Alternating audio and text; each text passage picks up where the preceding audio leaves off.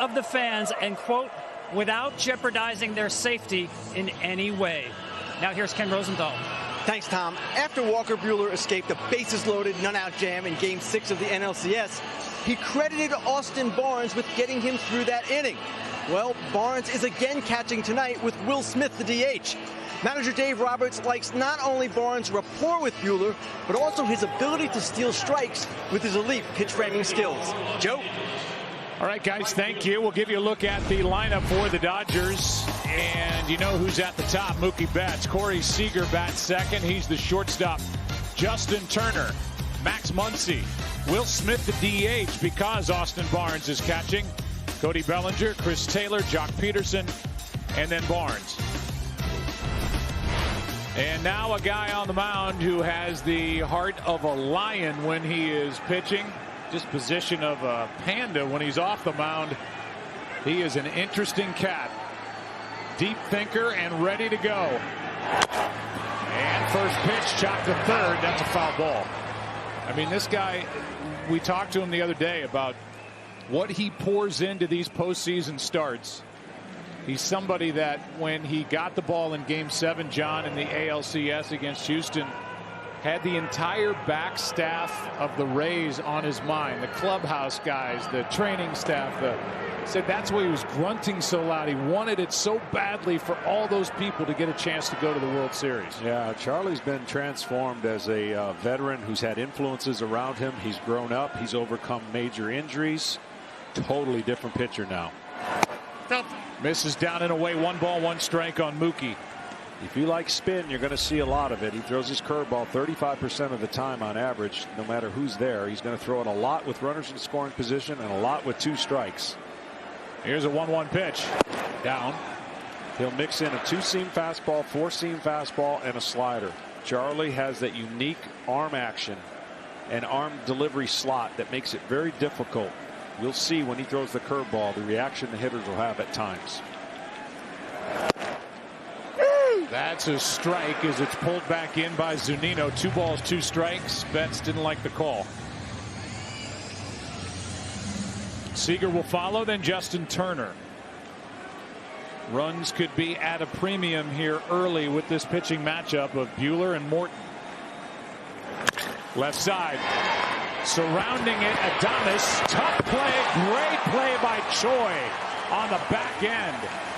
Absolutely spread out and got the short hop for the out. I mean, this guy's become amazing if you're going to watch him and you're a fan of the Rays.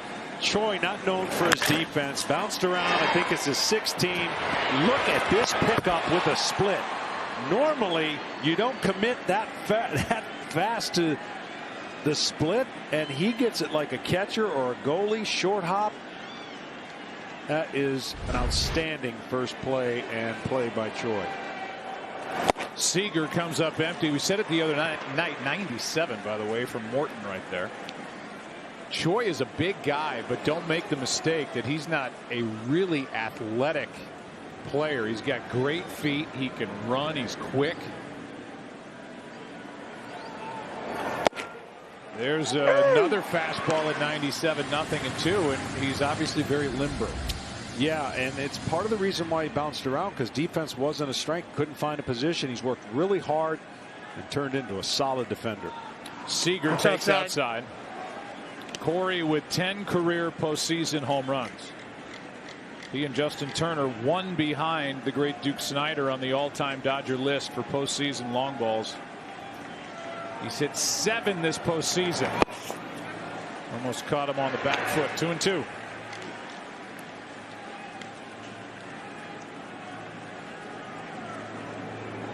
Extra day of rest for these 2 starters here tonight. 2-2 pitch is popped up. Shallow left. Out goes Wendell. In comes Arozarena. 2 out. Home plate umpire is the crew chief, Bill Miller. Marvin Hudson is at first. Jerry Meals at second. Mark Carlson is at third. Laz Diaz is in left field. Todd Tishner is in right. Replay official Adrian Johnson, and sitting this one out, Chris Guccione. He has the plate tomorrow night. This would be a good matchup for Charlie. What Justin Turner is good at is what Charlie Morton is good at. And Justin Turner can take away the curveball and breaking ball, but it'd be up to Charlie. Ball's up. To pick a spot to show him he's not afraid to throw his breaking ball in any count. But look for a lot of fastballs early against Justin Turner.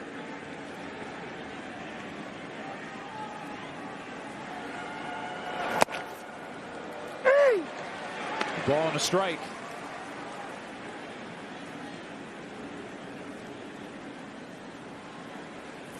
Two hits in this World Series for Turner. Just 11 during the postseason, hitting .216.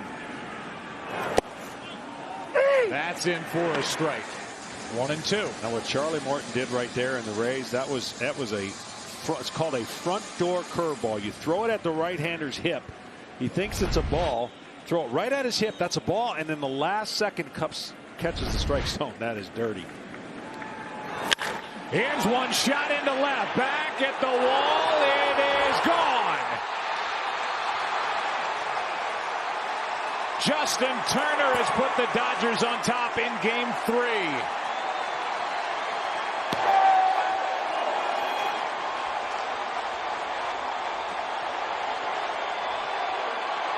The roof is closed here in Arlington, but that ball carried out to left at 397.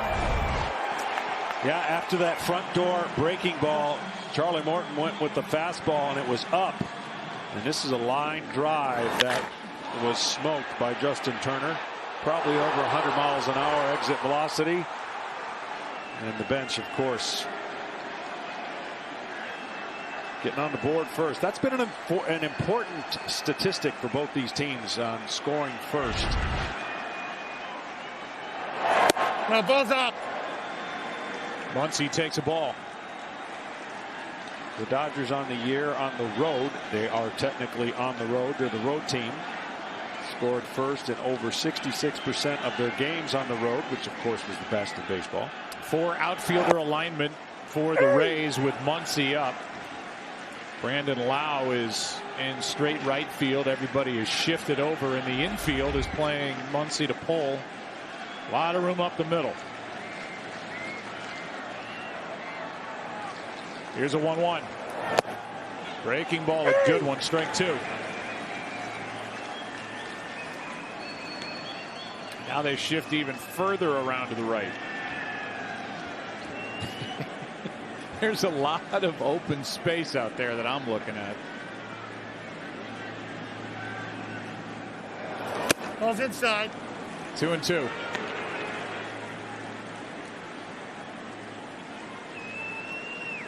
Are we going to have our first ever 4th outfielder to catch a fly ball? That's my biggest question for this series. Here's one up the middle off Morton's leg, and that's an easy infield hit.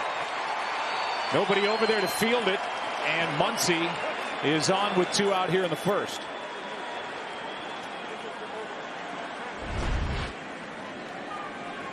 Yeah, anything on the ground, well, on the other side of the mound would have been an easy hit for Muncy, and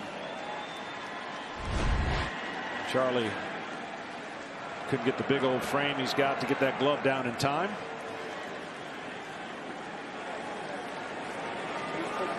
And now Will Smith is going to have to hit a fastball off of Charlie Morton. I don't think he's going to be, unless it's a mistake breaking ball. This is where Charlie's strength and Will's weakness come into play. Ties him up a bit, and Smith, who is the DH, swings through it. Strike 1. That was a slider. Now the last 2 sliders for Charlie have backed up. Going to have to get that to turn the corner.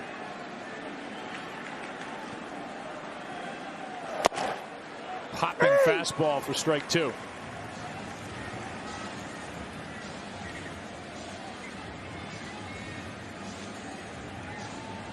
So by going deep, Justin Turner just tied Duke Snider.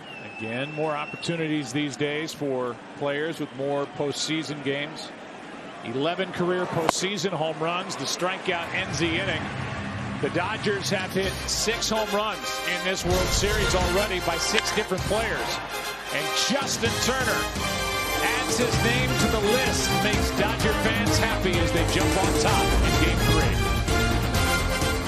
this year, most by any Dodger team in the postseason. Had 23 back when they fell one game short in 2017. As we look at the Rays lineup, Austin Meadows leads it off. Brandon Lau, Randy Arozarena. Ji-Man Choi has made a good defensive play. Manuel Margot, Joey Wendell, Adames Kiermaier, Zunino. Against the right-hander, Walker Buehler. Well, something the Rays are really going to be challenged. Leadoff batters do not hit Buehler. And so in a game like tonight, if you can get any leadoff batters on base, that is a bonus. But it's hard to string hits against Walker Buehler, hitting under 100 on leadoff hitters. 1-0 pitch is fouled back. When we talked to Kevin Cash, the manager of the Rays, he said one thing we have to make Buehler do is get the ball down. The pitch that starts as a high strike, he said, sometimes ends up around your neck.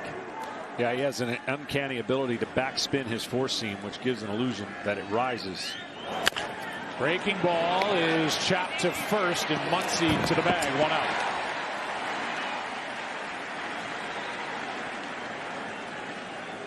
Austin Meadows now 1 for 6 in this World Series, and we'll look at the defense for the Dodgers. Peterson in left, Bellinger in center, Betts in right. Around the infield, Turner, Seager, Taylor, Muncy. The catcher is Austin Barnes, and Buehler on the mound. Well, Brandon Lau got it going a little bit. Loves the first pitch. High success on first pitches this year. It's outside. 97 from Buehler, ball 1. Kevin Cash said the beauty of what Lau did with his first 2 opposite field home runs of the entire year, regular and post, was go with a pitch. Pitchers have been taking advantage of him, trying to take that outside delivery and hit it out of the park, and he's just rolling it over to the right side. 2 nights ago, he went the other way and he hit 2 balls out. Yeah, and what that does for a pitcher, if you know the hitter's doing that, that brings in your breaking stuff, your secondary pitches. You're going to jam him inside. He's going to swing over the top, because if he's wanting to pull and he's willing to pull outside fastballs, he's aggressive in, and he's going to swing over the top of breaking balls. Let's see if Buehler, when he gets 2 strikes, can expose that. Wow. Buehler, 6'2", 185. He told us that he's put on about 10 pounds, so maybe a little thicker than how he's listed, but he uses every ounce he's got to get behind these pitches. Just filthy. Perfect pitch over the outside corner, and that breaking ball was tight and sharp, and his first strikeout. Yeah, one of the few young modern pitchers that still has the classic delivery. I'm talking step back, hands over, hands break. A lot of people are going to that side straddle kind of pitch out of the stretch, but he has a classic power delivery, and he goes downhill about as good as anybody for his size. Here's Arozarena. Takes a fastball for a strike. They've pounded Arozarena in. They've thrown him some off-speed pitches, and so far, he's 1 for 6. He has drawn 3 walks. Strike 2. And you can see what the Rays' challenge is going to be. If Walker Buehler, or any pitcher for that matter, gets in a rhythm, gets the ball, gets it and throws it, and has quick results, you're in for a long night. Inning is over, and Walker Buehler made that look easy.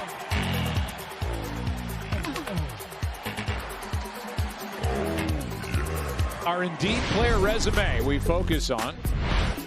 Cody Bellinger, NLCS Game 7, 7th inning, go-ahead home run. The big celebration with Kike Hernandez, and his arm popped out. Shoulder pain. But then in Game 1, he went deep, proving to the world that he's healthy, and they changed their celebration. Just a light, nice little foot tap. There will be no foot tapping now because Bellinger is out number 1 as he takes a first pitch, flies to left. Arozarena has it. And Cody looking up at the scoreboard here and the replay of that as he is now 1 for 8 in the World Series. That one, the home run we just showed you. Yeah, well, just so you know, Joe, I am tracking how many steps Brandon Lau is going to take tonight. Okay, he just came from right field. He was playing the fourth outfielder. He will be the most active player on the Rays tonight. Yeah, I mean, between being where he is now, being on the other side of the bag on the infield or out in the outfield, That's outside. defensively, all over the place. He's like a safety that plays deep or comes down and plays in the box. Chris Taylor took ball one, 3 out of 7 in the World Series. Takes a strike. Taylor went deep with a 2-run shot in the 5th inning of Game 2.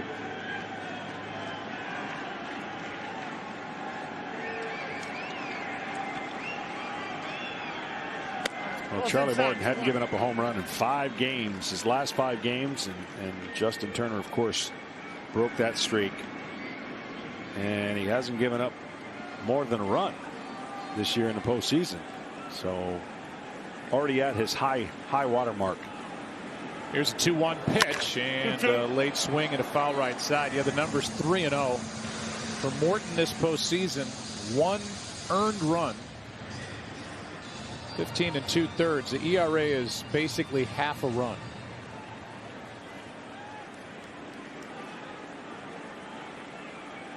And he struck out 17, walked 4 coming in. Yes.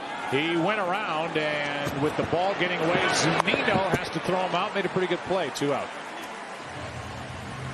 That ball bounced back to Zunino to give him a chance to get Taylor. Tonight's telecast is sponsored by Ford, built Ford proud.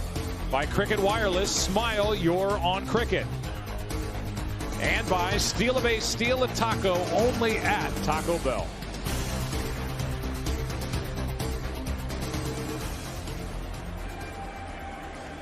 Here's Jock Peterson, the number 8 hitter.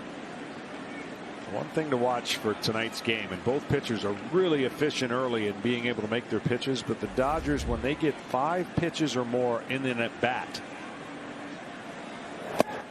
they are the best in baseball on batting average, hitting well over .410. And so Charlie Morton knows this team very well and knows that getting ahead of them is going to be vital, because they can make a pitcher extend an at bat better than anybody. That is loud to his right. And that is the end of the top of the second. A 1-2-3 frame for the veteran Charlie Morton, the 36-year-old. 1-0 LA.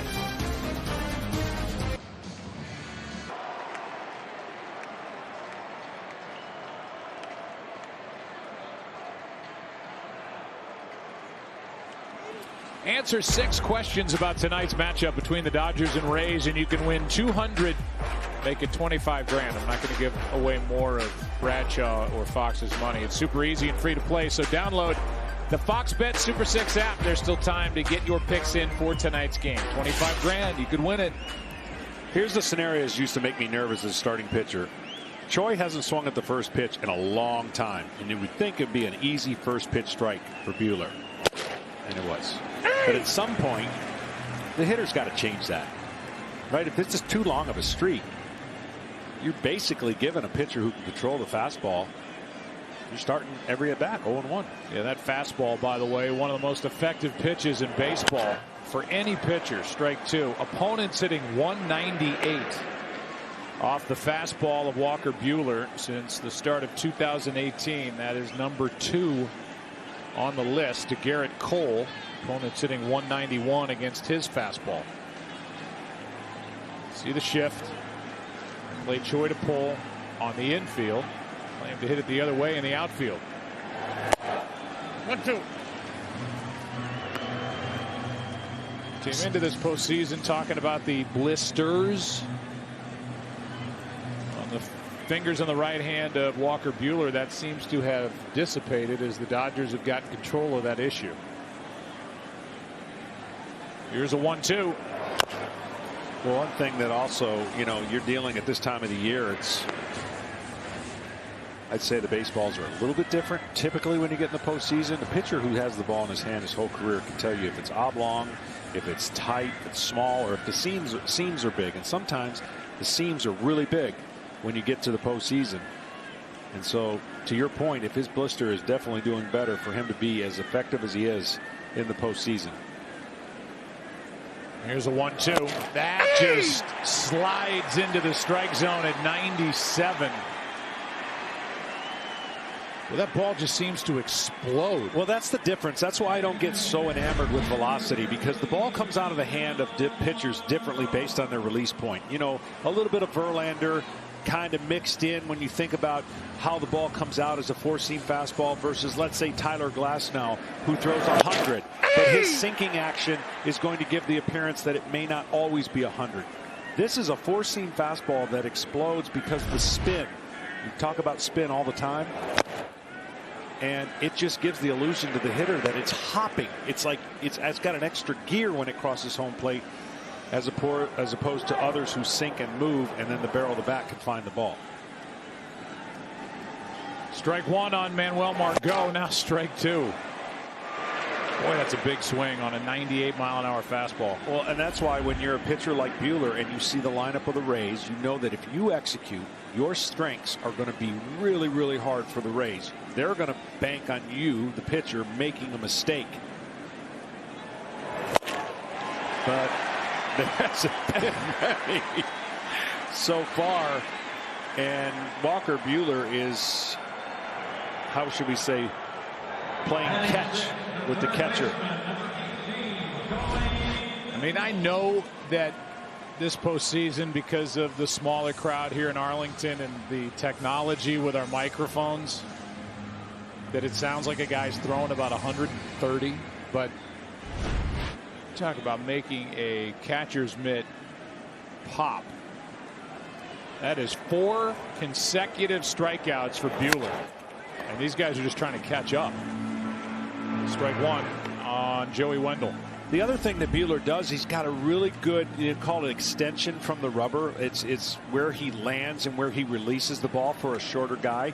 It's not a short delivery. It's an actually pretty long delivery when he gets his leg up, and then he gets downhill. So that's going to give perception as well. I mean, you can just see Wendell's like up on his toes, almost getting ready to start his swing midway through the windup of Buehler, and the count 0-2. He could strike out 5 straight. Now Buehler can do whatever he wants. He could set him up for the rest of the game, or he could go with the kill pitch, which should be the curveball to Wendell. And with his fastball the way it is, he may wait for that curveball in a much more crucial situation if it need be. That is well hit into left field, but not carrying as Peterson goes to grab it. 22 pitches. 6 up, 6 down. Buehler's already got him exhaling and frustrated. 1-0 LA after 2, game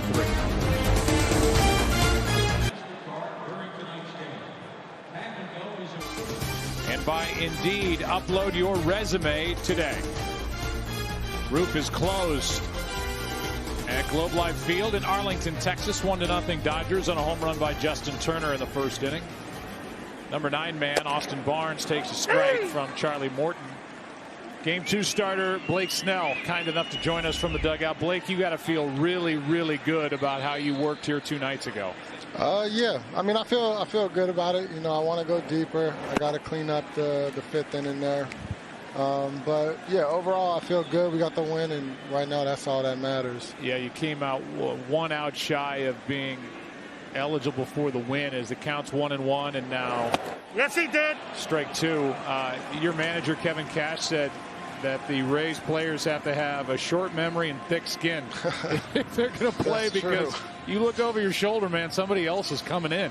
Yeah, I mean, at least we got a bullpen that can lock it down. So if you're going to look at the bright side of that, yeah, we got a really good bullpen, and Cash has been right like pretty much all season. So can't get mad at him. Just got to pitch better. You know, as we look at the guy on the mound now, Charlie Morton, he is such a deep thinker and a guy that I know has passed a lot of postseason experiences on to you guys. And what have you learned from Charlie Morton?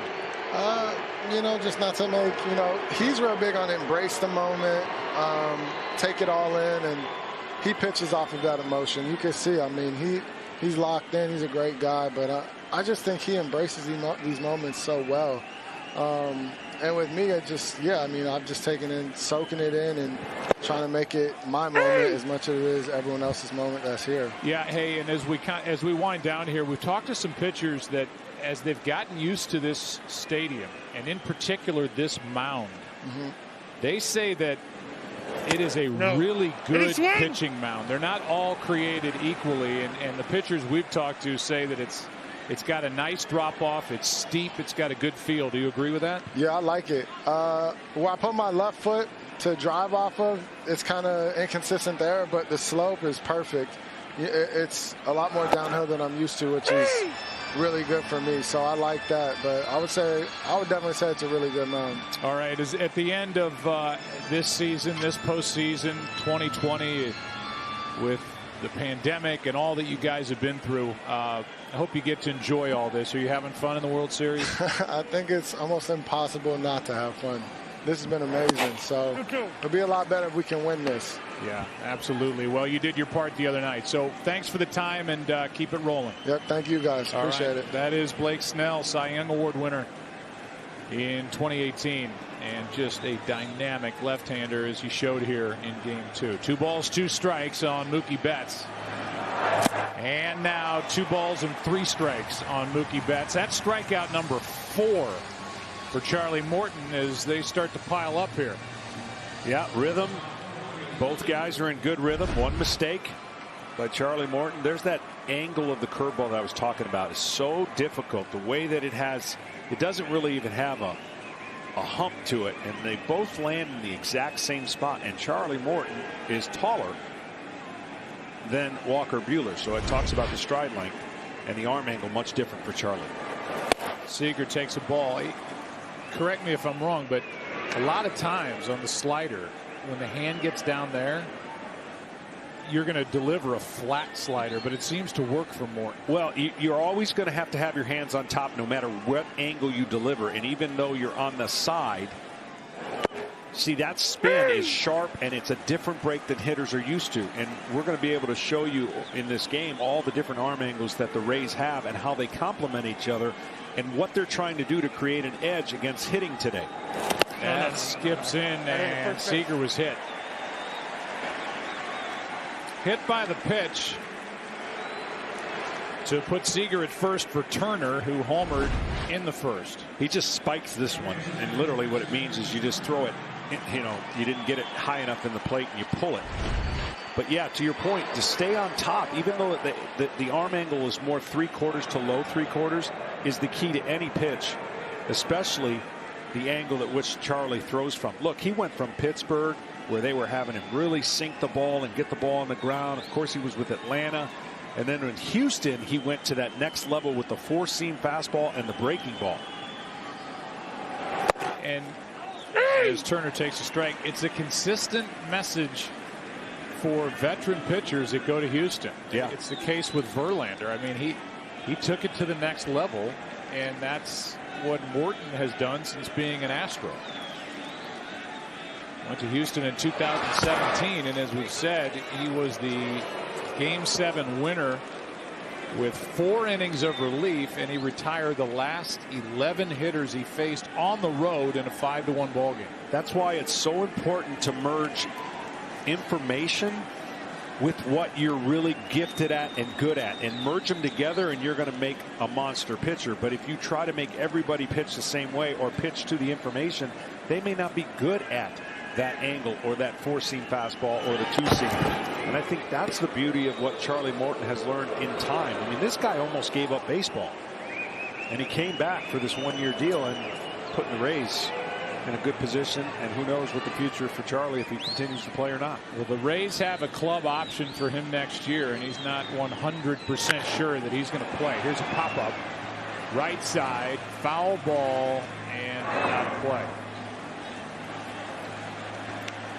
You know, I keep talking about him being a deep thinker. He's just really enjoyable to talk to. And he said, I just don't know that I want to go out after a year with a 60-game regular season and fans in the stands with masks on their faces. He wants to get the full feel of what being a big leaguer is all about.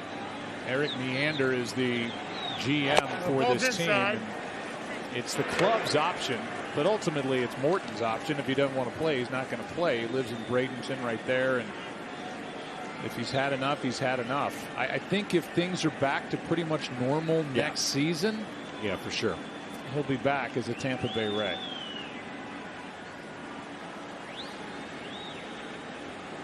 One-two pitch. No. 2-2. 2-2.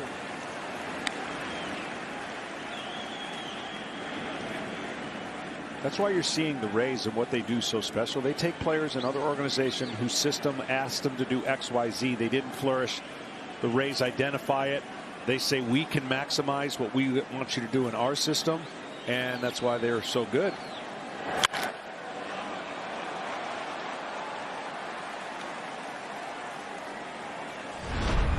We flash back. And there's the final out. Seager grounding to the right side, and Charlie Morton with his 4 innings of relief got credit for the win. And there he is holding the Commissioner's Trophy. Big smile on his face. He has been to the mountaintop. As the count is 2-2, and Turner's got another hit.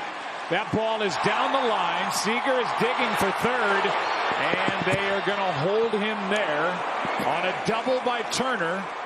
Second and third, 2 out. See, and that's the byproduct again of Turner just having, and not saying that he's feeling totally comfortable against Charlie Morton, but he's so good at what Charlie Morton's success is. And so Charlie's trying to figure out a way to put him away. But that breaking ball that Turner is so good at, he stays in this time and gets a double down the line. And what the Dodgers have done all postseason is made life miserable for clean innings. 2-out runs all over the place, runners in scoring position, success. And I will say, Charlie knows this, but be careful on the first pitch to Max Muncy with a runner in scoring position. Second and third with 2 out. Yes, he did. And he delivered a good pitch, and Muncy couldn't hold up. I think the interesting part with the Dodgers is if you go back, and I still have that score sheet in my book here from Game 7 that Morton pitched against L.A. He faced Jock Peterson, Austin Barnes, Chris Taylor, Corey Seager, Justin Turner, Cody Bellinger. Any of those names sound familiar? Yeah. Same group. No, he didn't. Same pitch. Did he swing? No swing. And it's a 1-1 count.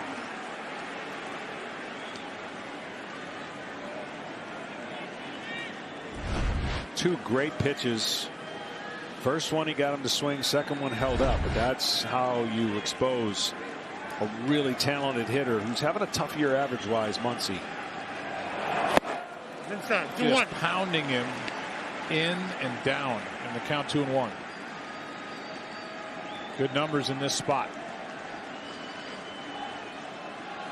He won't swing on low fastballs out of the zone. He will swing on higher fastballs just above the zone. You won't get him to chase down very often on fastballs. Back inside, it's 3-1. And for this guy who has been just otherworldly patient, Muncy, he's drawn 17 walks in this postseason. He's got a count in his favor of 3-1. This should not be a fastball. Base open, Will Smith up, 2 outs. And it wasn't. Full count.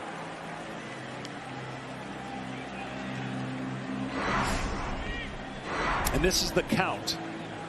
3-2. If you're going to climb the ladder in the top of the zone, this is where he's vulnerable. Other than that, he rarely swings wild with 3-2.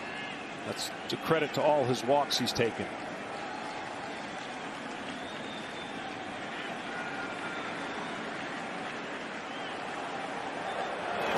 That is into right center field and will score 2.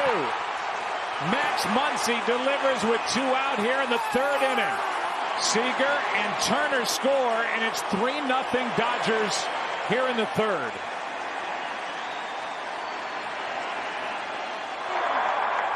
Again, an innocent hit by batter. 2 outs. Nothing brewing. And then after 2 more batters, 2 runs have scored. There was the high slider, did not get it where he wanted to. And Muncy and the Dodgers. It's amazing how many 2-out runs. I know there's a lot of games to choose from, but 48 2-out runs in the postseason. That is the most all-time in a single postseason. A 2-out home run in the first, and a 2-out 2-run single here in the third, and the Dodgers are on top, and it is 2-out damage. Turner right in the middle of it. 2 innings after his home run.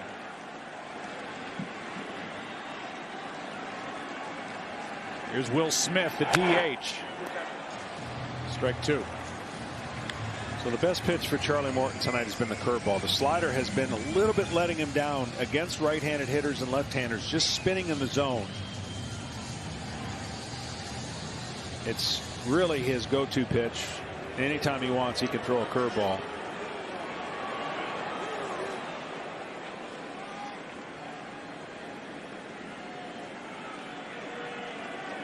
Runner Muncy is going on a shot into left center field.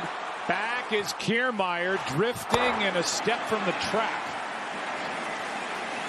In one of the deepest parts of the park, he hauls it in, but Max Muncy delivers for his Dodgers. A 2-out 2-run single. Morton walks back into the dugout, down 3. Get to download the Fox Sports Samsung 5G View app for an all-new immersive fan experience available exclusively on 5G-enabled Android devices. Max Muncy with a big moment. Top of this third inning. It's 3-0 Dodgers for Buehler, who fires a strike to Willy Adames. Adames, then Kiermaier, then Zunino. Bottom 3 in the lineup for Tampa Bay. Looking to get some activity on the bases against Buehler. Well, I've already seen some big swings, and that's going to be trouble against Buehler. You're not going to be able to do much with a big swing, and I know that's the style of hitting, but he feasts off those big swings like that. I mean, there's just nothing that a power pitcher fears when he's able to handle the fastball on that part of the plate in the style of grip it, rip it, and let it fly at the plate. No. See, like right now, after you've established the force, the fastball, you see how many times he's gone 73% fastball. He spins a breaking ball right here. He'll spin Adames into the ground. Ground ball left side. Turner stabs it. He's played some great defense, and Muncy on the other end. Old twinkle toes Muncy. Good play on both ends. It'll bring in Kevin Kiermaier, nice enough to wear a microphone for us for this game. And here he is before tonight's event. Give me a 5. Give me a kiss. I gotta go hit, okay? I'll see you soon. I love you. I love you. Please don't cry. Bye, buddy. I'll be back. I'm gonna go hit. I'm gonna go hit. I'm gonna go hit. That's great. With his son Carter, his wife Marissa. Carter with a K, by the way. KK like Kevin Kiermaier. And Ken Rosenthal, you had a note about how we get so wrapped up in all these games and pitch by pitch and all that. What that moment was for Kevin Kiermaier when he went deep back in game 1. Well, Joe, you remember Kevin Kiermaier was a 31st round pick out of Parkland College in Champaign, Illinois. And like you said, he went deep off Clayton Kershaw. And he told me going around the bases, he could not feel his feet hitting the ground. The home run was all the more special because it came off Kershaw, who, of course, is a future Hall of Famer. And Kiermaier said it's a moment he'll cherish forever. Yep, these are grown men playing a kid's game on a national stage at the most important time of the year in October. And that was a thrill even for a grizzled vet. 2 balls, 2 strikes, and now a defensive fight-it-off swing to keep Kiermaier up there.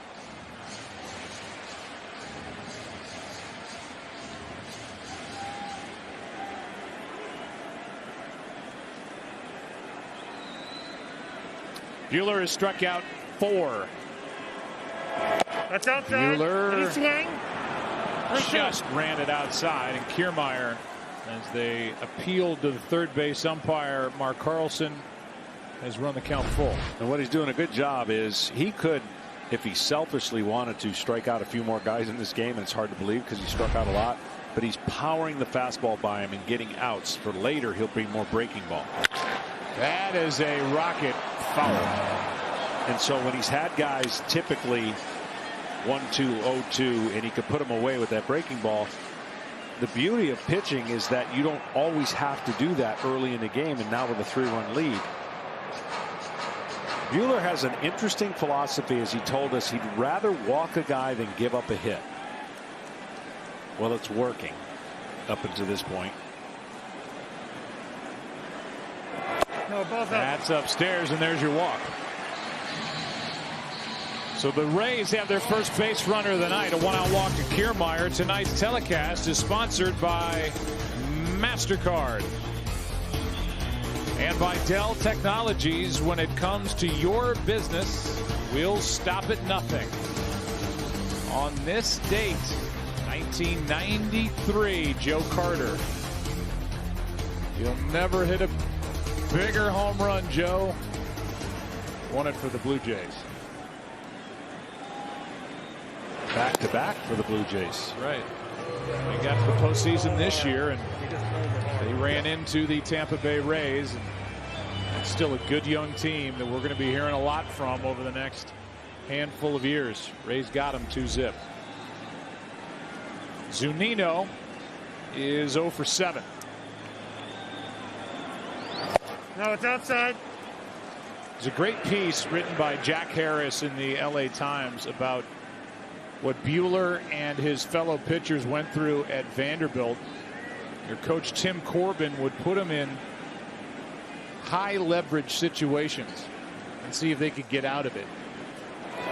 As this one's fouled back, called it a skins game, and I just can't think of a smarter, better way to make guys learn how to get out of jams. And boy, did we see that in that Game 6 start in the NLCS when he had bases loaded, nobody out in the second inning. Dodgers facing elimination. He struck out the next 2 and got Christian Pache to ground out. He's used to it. That is, wow, what a play by Turner, putting on a clinic. He's homered, he's doubled, he's scored 2, and he takes a hit away from Zunino. The 35-year-old can still play. Pickett, Justin, and a 5-4-3 double play. After 3, Game 3, 3-0. Kershaw loved it.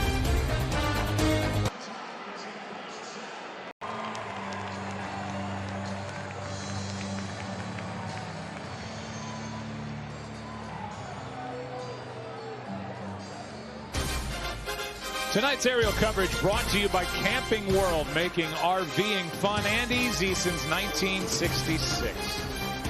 Authentic caps, tees, jerseys, hoodies, and more. Get all your Dodgers and Rays gear and cheer on your team at home with the official source, MLBshop.com. Morton misses with a breaking ball low to Cody Bellinger. Underway in the 4th. LA up 3-0.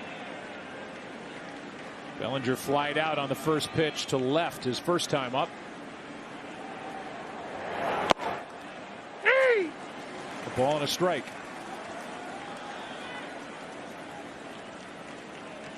The 4 outfield alignment with Lau in straightaway right, and you can put 8 guys out there and they're not going to get to that. Our Good Hands play of the game, sponsored by Allstate, and we saw it just a moment ago to end the 3rd. Beautiful play by Turner. Good hands in judging that top spin. You see the ball right there, and at this point he's just gauging where that hop's going to go, and catcher running. Not many double play balls does Buehler give up. Fly ball strikeout pitcher, and it's still the best friend of a pitcher.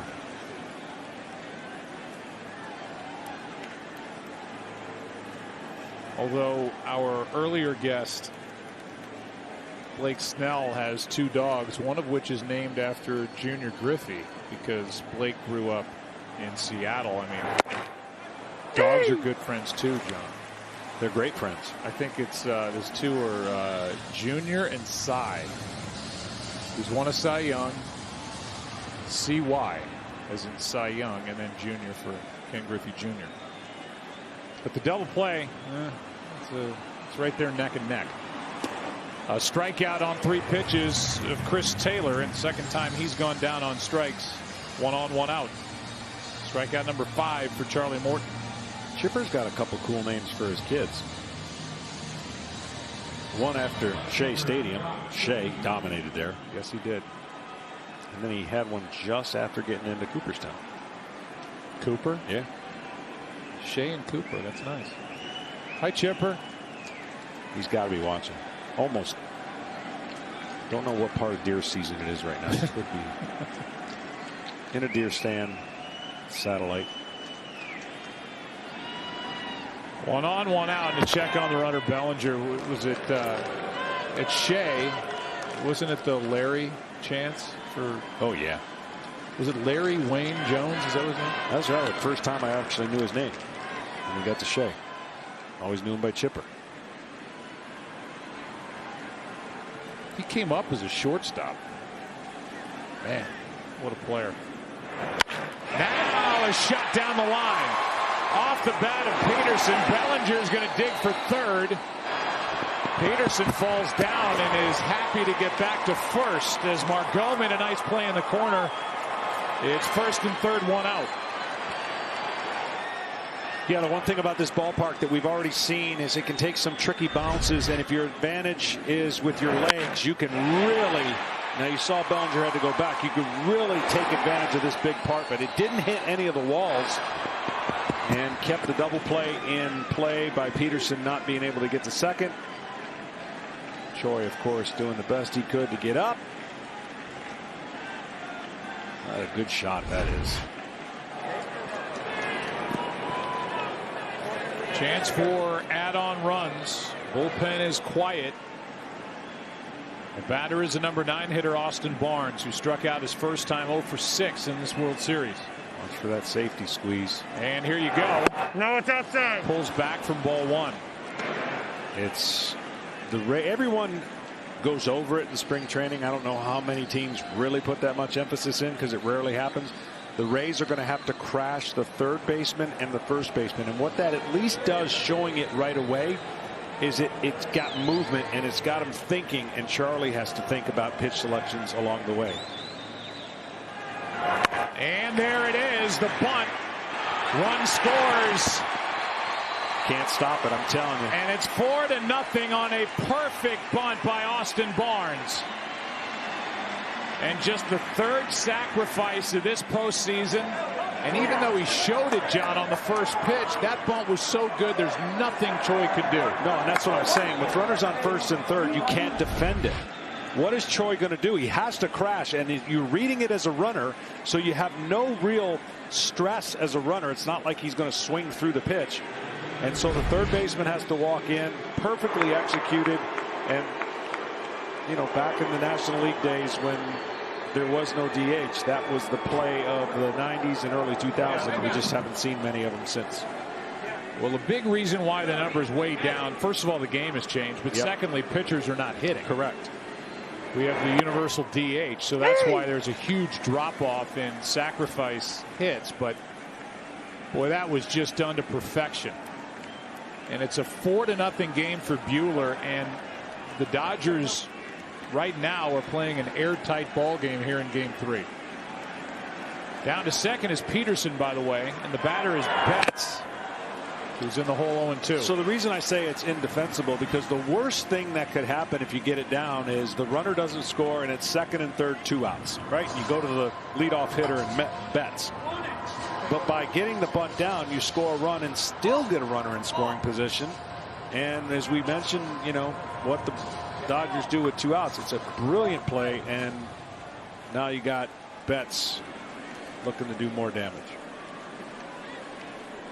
So Barnes is in there for his receiving skills, his framing of pitching skills, and he drops down a perfect bunt for an RBI. His first of the World Series. No, it's outside. And second of this postseason.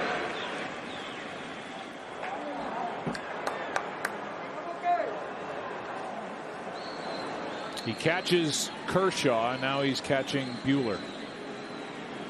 I'd say that's pretty good job security with the Dodgers. Oh, you just got to make sure you get Kershaw to the gym. 1-2 pitch. What a good block by Zunino. Come on, buddy. I know you're 43, but you can still do it. This is just perfect execution. He puts the ball right where the pitch is, and he doesn't do more than he needs to, right? He just lets the bat. You're always taught when you square around a bunt, let the bat be your eyes and let your body move you up and down. If you don't jab at it, you can put the ball wherever you want to when you give yourself up. Morton trying to end this top of the fourth right here as Betts fights it off foul.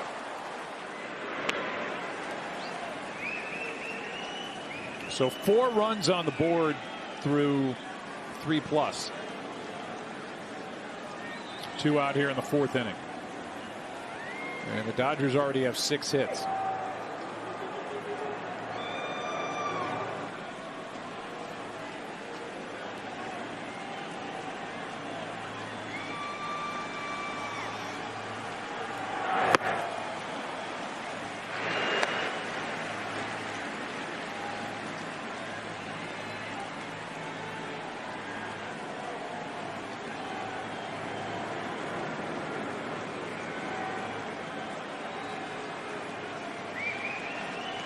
Three and 2 the count. Mookie Betts. 6 RBIs this postseason. Ground ball, make it 7. Here comes Peterson. Another run for the Dodgers. They lead 5-0, and it's another 2-out run for LA.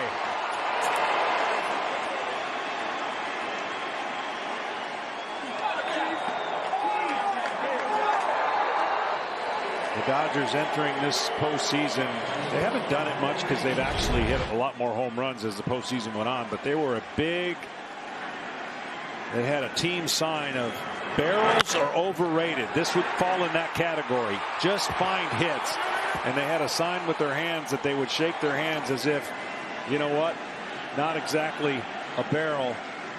They've gone to different signs since they've heated up with hitting a bunch of homers, but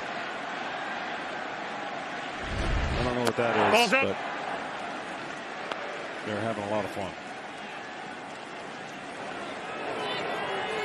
And then this lineup just keeps coming at you as Corey Seager, who was hit by a pitch and scored a run last inning, and who has hit 7 home runs this postseason.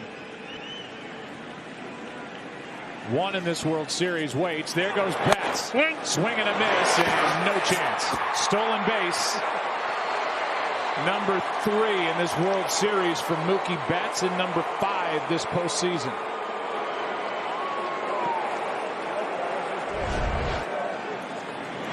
High leg kick, great jump, easy back. And then Adames playing around, acting like he was going to pull Mookie's left arm off the bag. That got a smile out of Betts. And now a 1-1 is up and away to Seager.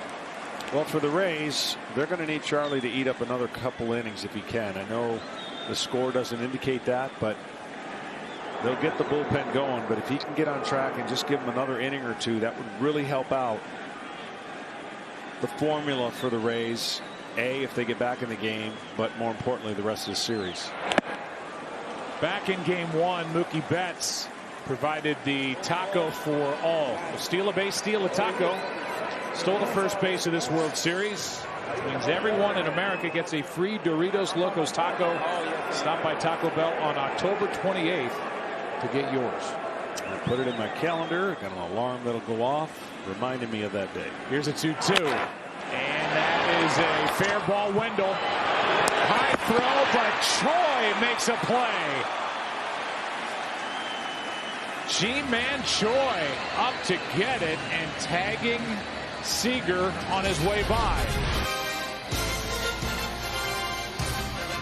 A 2-run fourth inning after a 2-run third. The Dodgers lead this game 5-0.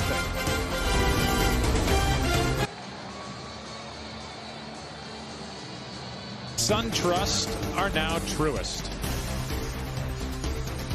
For unique content during the World Series and hot stove updates during the offseason, follow @MLB on Twitter, Facebook, Instagram, and YouTube. Back to the top of the order, and Austin Meadows takes a strike. No hits yet for Tampa Bay, and Buehler has faced the minimum after that slick double play turned last inning by Turner. Austin Meadows is hoping for a mistake, inner part of the plate. Ball's inside. That's where he likes it, and so far Buehler has been good on both sides of the plate. Against left-handers, he's painting the fastball away. Against right-handers, painting the fastball away. Here's a 1-1 pitch. And that's just, hitters aren't going to tell you much. They're not going to go back to the dugout and go, boys, we got no chance. But they will tell you what they think of an opposing fastball by their swings, and we get to hear the pop of the mitt.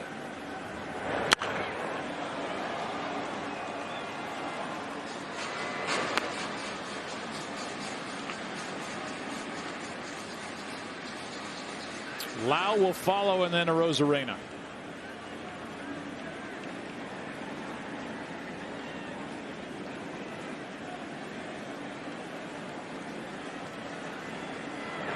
No, it's outside.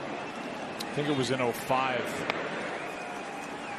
when the Cardinals were playing the Astros in the NLCS, and I saw Larry Walker underneath during the ball game, and Roy Oswalt was pitching for Houston, and Larry Walker looked at me and said, we got no chance. Yeah, that's a pretty good comp too when you think about Oswalt and the size he is and what he did. Yeah, as opposed to Buehler. I mean, they're just, I would imagine those games, and these Rays are just going to have to wait it out and see if they can chip away and make something happen here against Buehler. That's hard hit right at Bellinger, and a bad break for Meadows. Well, early on with his fastball, he's been really good, and he's thrown a lot of them, and he's established that, and that's what you want to do as a pitcher, because now you can pitch off of this. There's the breaking ball for a strikeout and the breaking ball for a strikeout, but then he starts throwing fastballs, and look at all the fastballs on the night. 28 of them going into that at bat, 20 of them were for strikes, and that's the goal of every pitcher. Establish your fastball, put the hitter on notice, and then he has no idea what's coming next. Lau fouls it away, strike one.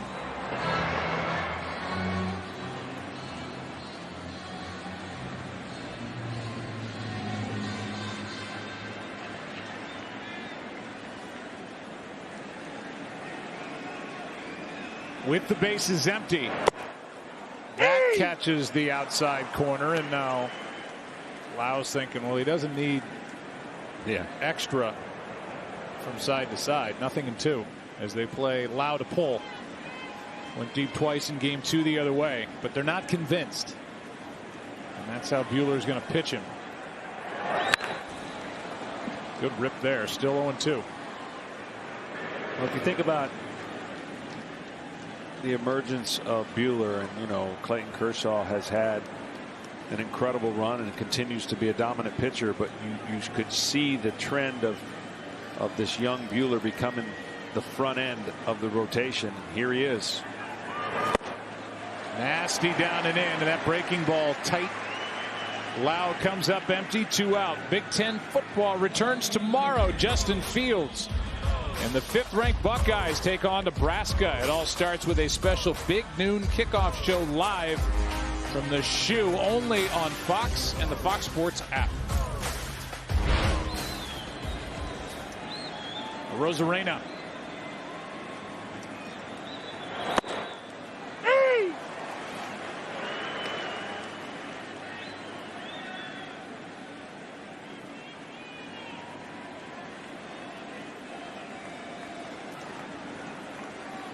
Here's the next.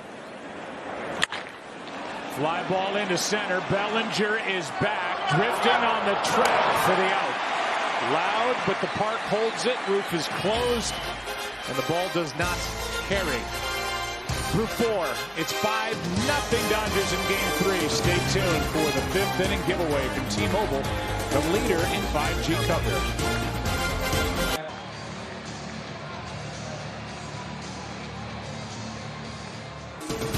Welcome back. Tonight's aerial coverage is brought to you by Camping World as we continue in Arlington, Texas. 5th inning now. Back to work is Morton, and he deals a strike to Justin Turner, who has been all over the place. He's homered, he's doubled, he's scored twice. He's made 2 good plays, started a double play to end the 3rd. 35-year-old's doing it all. Dave Roberts, the manager of the Dodgers, nice enough to join us from the dugout. We have seen your team tonight play about as airtight a ball game as you can play. I mean, every facet tonight so far is working for you. No, it is, and it starts with Walker. Walker and Austin tonight are in lockstep, and he's throwing the heck out of the baseball. The fastball lane, the breaking ball depth, sharpness, getting ahead of guys, and then, yeah, you mentioned that Justin Turner. That double play was huge right there, and his at-bats that he's taken against Morton, who's tough on righties, has been next level. Well, Buehler has yet to allow a hit, and the pitch count is in an area where you can just kind of, at least for the very near future, just kind of watch this thing with the rest of us. I see where you're going, and I'm going to do the same thing. I'm just going to take it pitch by pitch, inning by inning. He's throwing the heck out of it, and we just got to keep playing good defense, and I wouldn't mind some more runs either. Yeah, I know that. Rumors of the demise of small ball have been greatly exaggerated. What a beautiful safety squeeze by Barnes last inning. No, it was good. It was really good. Very well executed. If you look back and you run the tape, Jock did a great job of doing a fake break and trying to hold the second baseman, but Austin got a pitch he can handle, get it to the right side, and then Cody scored easy, which is a nice insurance run. Very well executed. Absolutely. Thanks for the time, Dave. All right, guys. All right. Here is a strikeout of Justin Turner. First time he's been retired tonight. And there is one away here in the 5th. Best cutter slash slider that Morton has thrown tonight, and he needed it off of a guy who had his number. This is a fastball looking like it's coming out of his hand. You could see the late movement off the plate.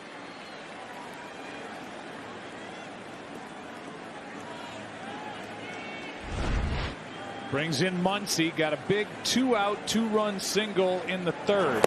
Takes the ball. Obviously Morton has just been trying to pound Max Muncy inside. Charlie Morton tonight has allowed 5 earned runs through 4 1/3 now. His last 5 postseason starts entering this ball game. He's gone 28 innings allowing 5 earned runs. So a different story for a guy that's been so clutch in big games, whether it's been for Tampa Bay or the Houston Astros. 4 outfielders again. I want to see one to straightaway center. You got 2 people coming in the same direction. See who gets to. That's Margot, who's kind of in right center, and Kiermaier, who's in left center. 2-1 pitch here. Good delivery by Morton. Strike 2.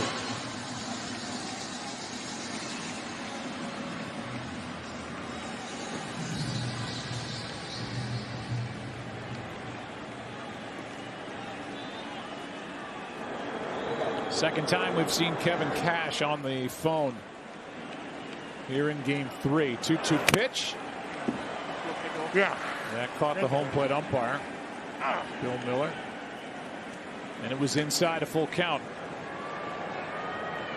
As you look at these numbers, realize that Max Muncy has 31 3-ball counts in this postseason. That is the 2nd most in a single postseason to Barry Bonds.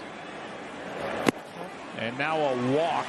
Bonds had 35 3-ball counts in 2002, and that is the 18th walk Muncy has picked up this postseason. And that's going to be it for Morton. Right-hander John Curtis is coming in. Morton is KO'd here in the 5th. Curtis worked a third of an inning in game 1. He's back at it here in game 3. Started the season at the alternate training site.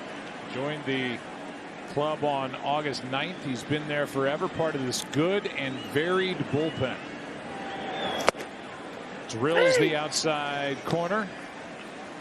Will Smith takes a strike. Ken, give us more on John Curtis. Well, he's a classic case of how the Rays turn struggling relievers into useful parts. Last season, 2019, spends 3.5 weeks at AAA with the Phillies, 10.95 ERA in 9 appearances.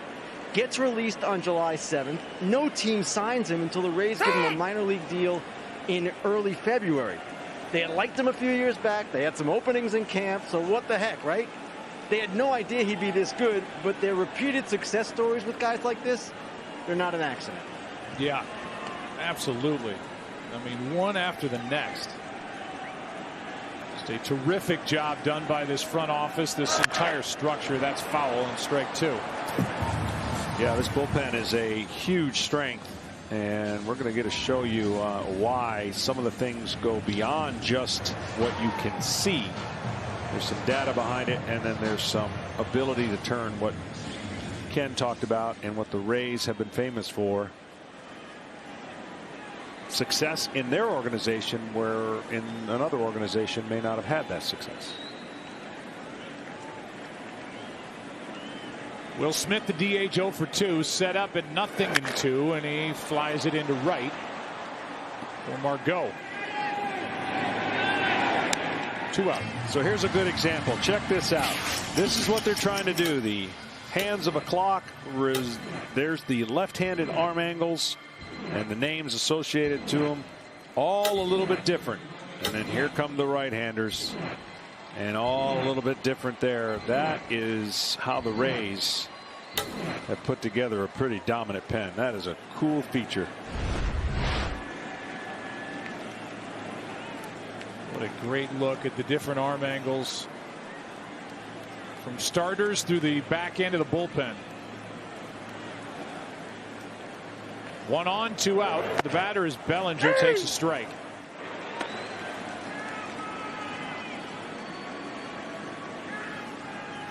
Cody with a single last inning, and that's what started that 2-run rally. He came home on the bunt.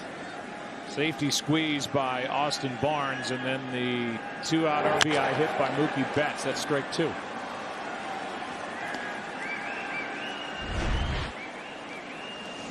So there's Morton and his release point, right? So the new pitcher for the Rays is going to come in at a different release point. So the hitters are going to look for things differently based on the information they gather and the homework they've done. With that arm angle, release point, consistency, so important. 0-2.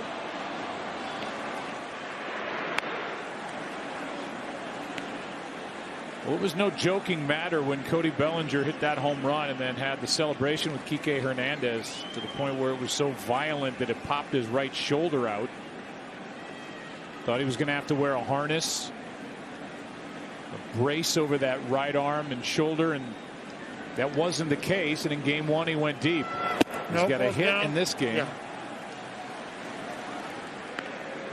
So he is 2 for 9 in this World Series as he stands in, but he's made some hits really count this postseason. He's homered in each round.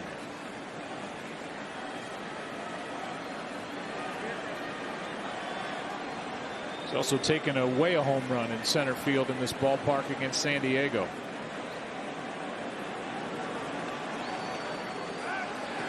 Yeah, and according to him, it's not the only time it's happened. It's happened several different times, and that's genetics, and the ability for it to go back in is a blessing. But you get that kind of incredible feeling. An inflammation takes over, and he was lucky enough to finish that game, and the day off kind of calm it down, or the time off calmed it down, and he felt it wasn't going to be an issue coming into this World Series. They are really worried about Muncy over at first again.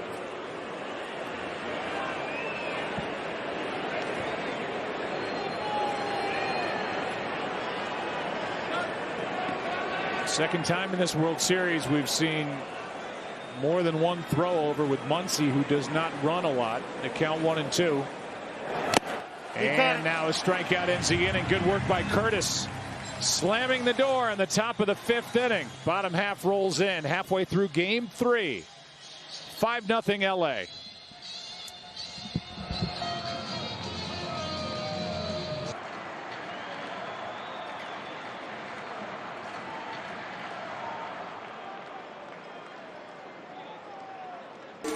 Call the shots during the World Series games and compete for one of 100 cash prizes with MLB Rally, the free-to-play game where you make at-bat predictions in real time. Download MLB Rally app now. Restrictions apply.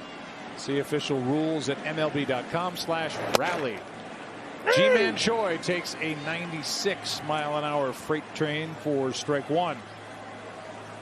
Choi struck out his first time. Continues that trend of taking the first pitch.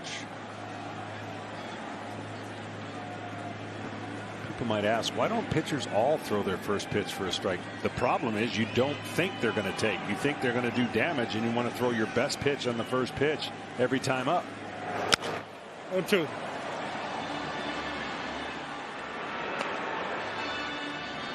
World Series fact. First time either team was no hit for 4 innings in back-to-back games since '65. And that was between Sandy Koufax and Mudcat Grant over 2 games. The Dodgers were no hit through 4 in game 2. The Rays have been no hit through 4 here in game 3. Snell did the honors the other night.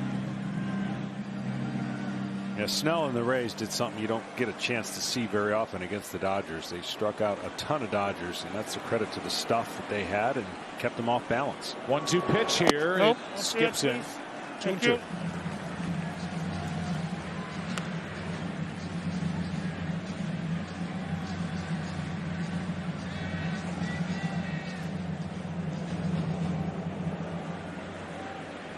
Choi trying to get on to get something going. Margot will follow, then Wendell.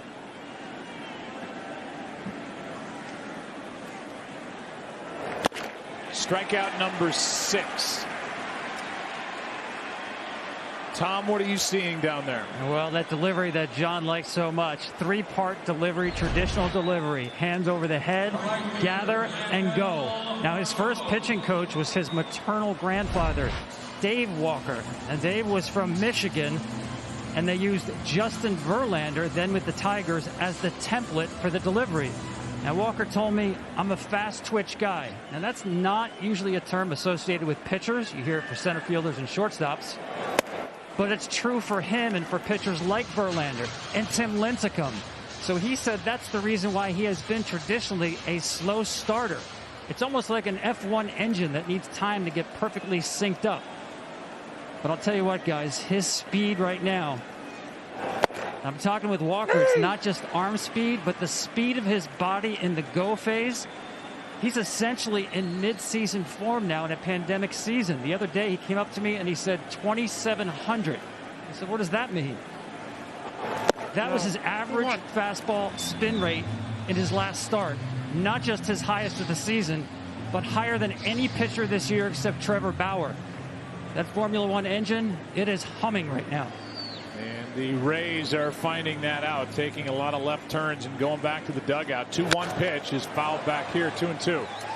One of the things in talking to him, asked him if there's a player or a pitcher that he looked at and kind of modeled after, and he did say Justin Verlander, although Verlander has a little different release point than him. And Walker Buehler not taking a backseat to anyone. Good take there by Margot, and the count full, 3-2.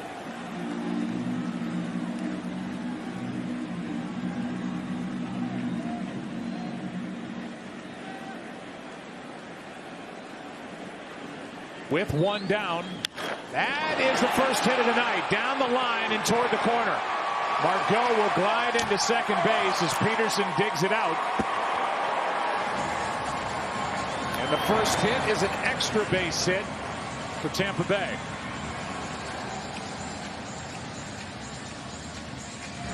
could say it's the first mistake that Buehler has made with the location of his pitch.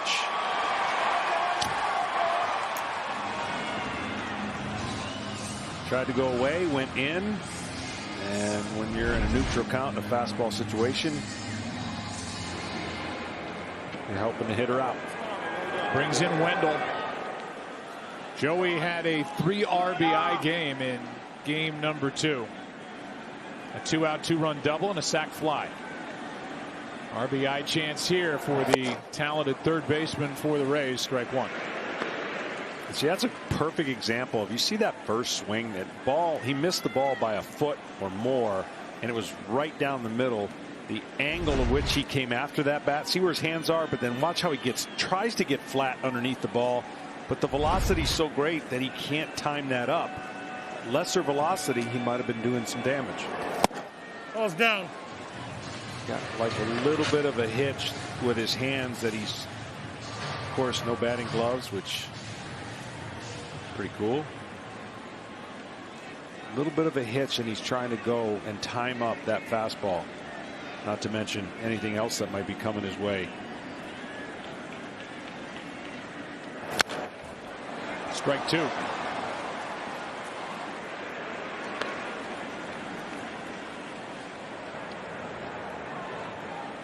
.40-20 during the regular season for the Rays. And their third AL East title in a 23-year history. I mentioned earlier he could have put away Wendell with a curveball, and maybe he was saving it for later with 2 strikes. This would be the case with a runner in scoring position if he wants to. Fastball at 98.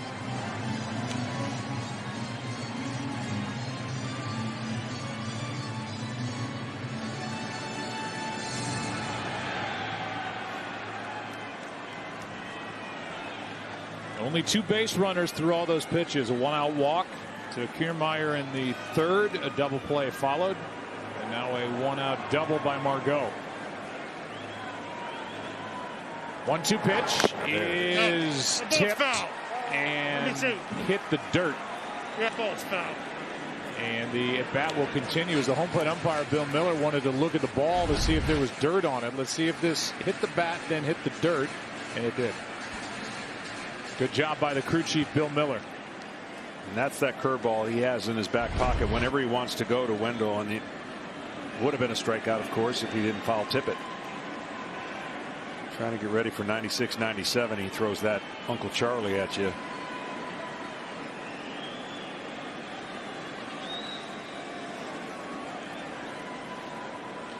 One-two now is fouled away.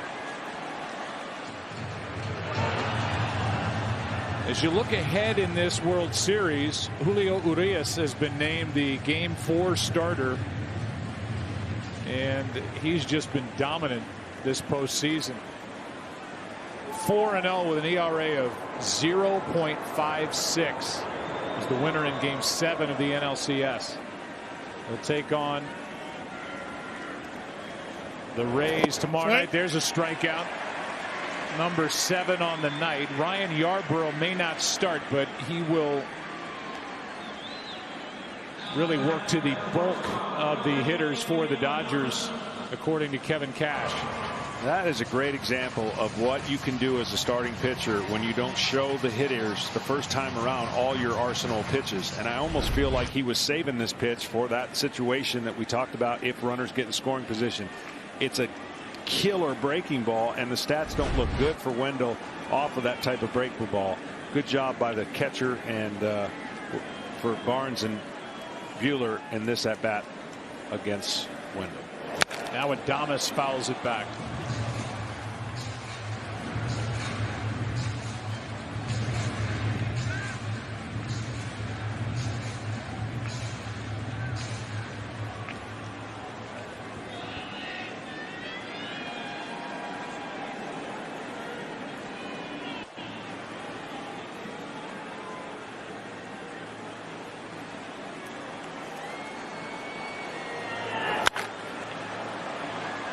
Strike 2.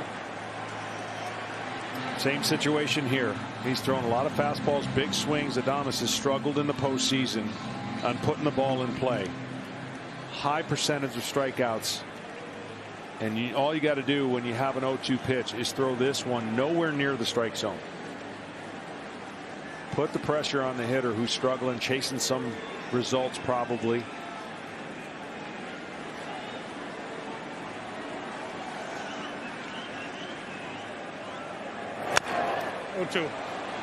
See, that one even caught a little too much of the zone.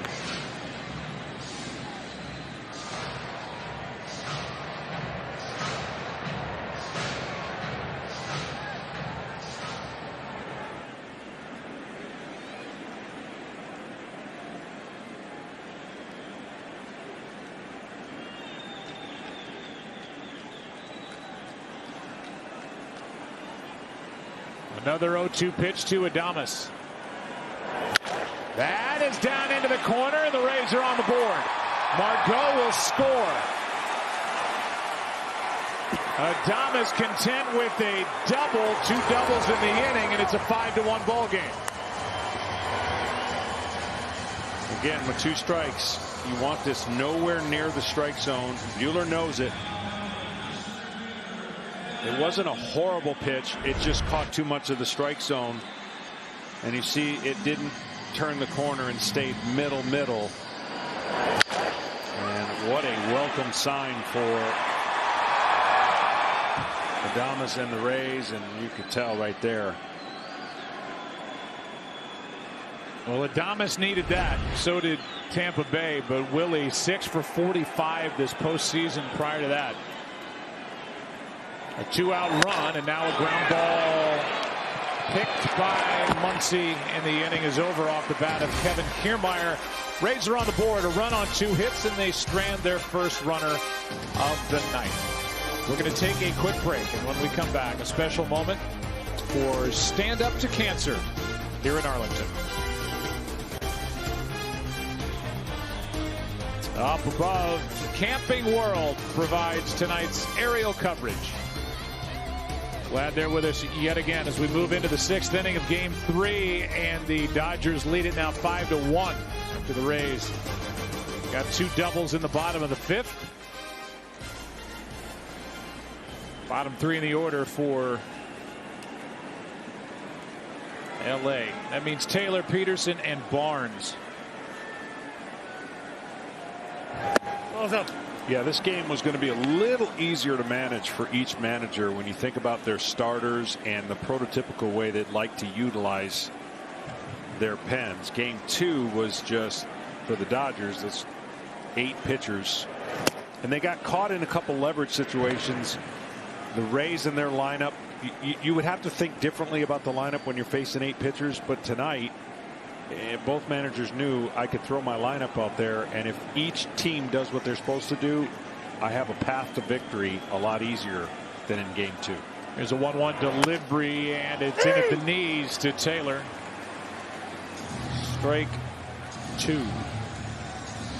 Walker Buehler would like to keep these guys in the bullpen for the Dodgers like they're locked up in a jail out there in right center field. Just keep them out there, and Buehler just cruise on through. And then you've got Arias, but you've got a full bullpen to go with Kershaw going the next game. There's a strikeout. 1 out here in the 6th. Do a game summary. Top of the hour. That's how Pete Macheska, our producer, likes to do it. And he says it's 10 o'clock in the East. Yeah, we know, Pete, but it's 9 o'clock here locally. Walker Buehler, his night tonight. 2 hits, 1 run. Justin Turner right in the middle of it. His 11th career postseason home run, also a double and a run scored. And Charlie Morton got knocked around tonight. Typically, he is absolutely lights out for either the Tampa Bay Rays or the Houston Astros when he was with them. There's a strike into Jock Peterson.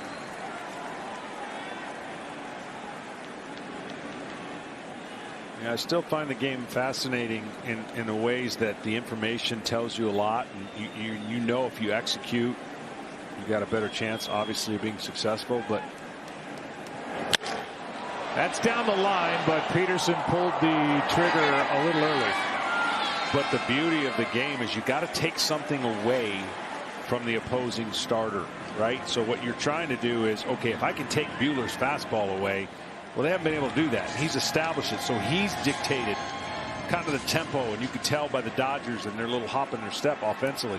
Offensively, the Dodgers took away some things from Charlie Morton that does very well, and it changed how Charlie Morton attacked the Dodgers.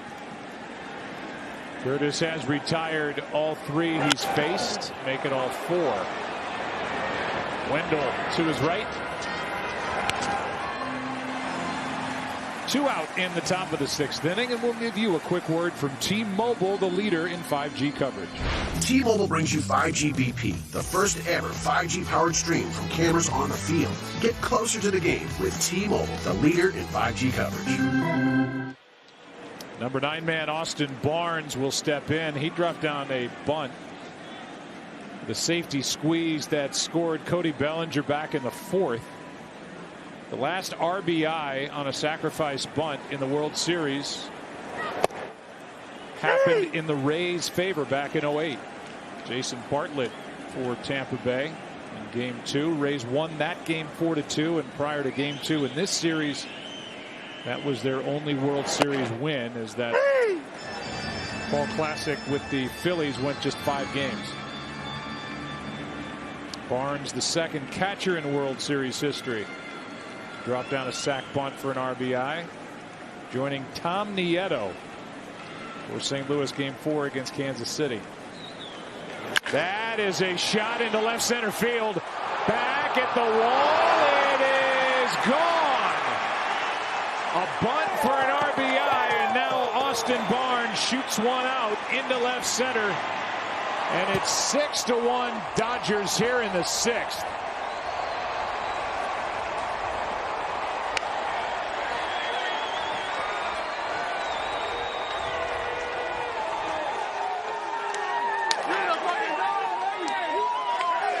You don't see that very often.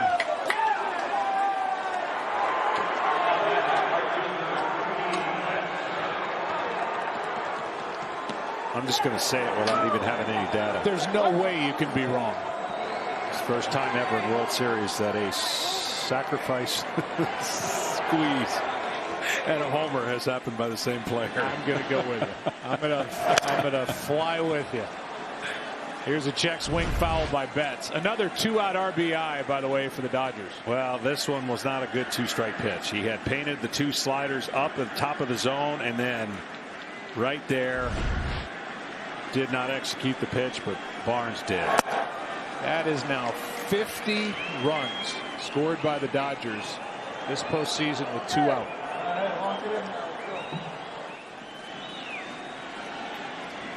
And they've hit 25 home runs this postseason.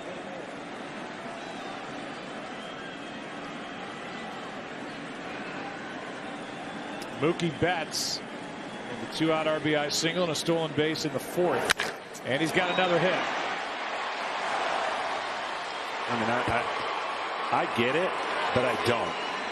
The 4 outfielders with against Mookie Betts. I mean, well, the right side of the infield wide open, and Betts just shot one through. This one off the bat of Barnes was blistered over the wall in left center.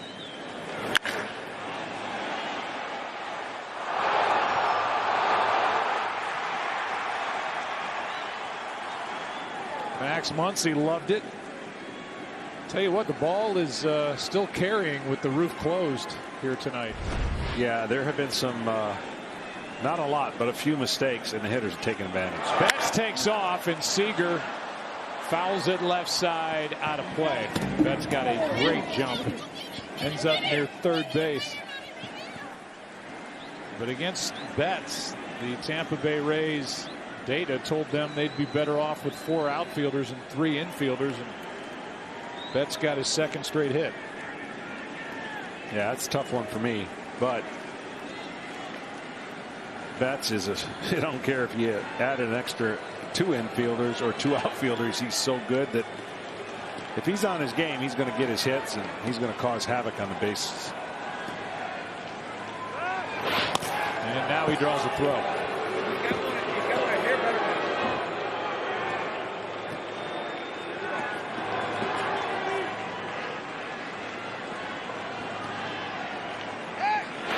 The late, great Lou Brock has been joined.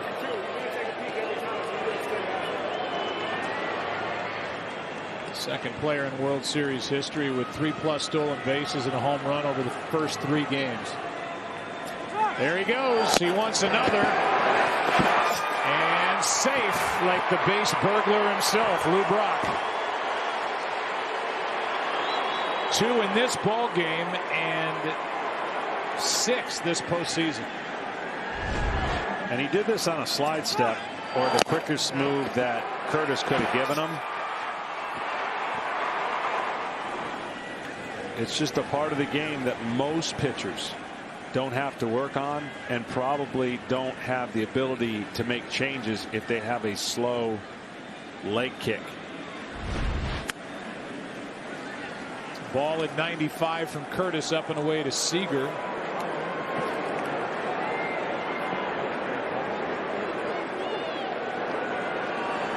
Count 2-1. Corey's been hit by a pitch, scored a run. 0 for 2 on the night. That's down. 3-1 with Turner next.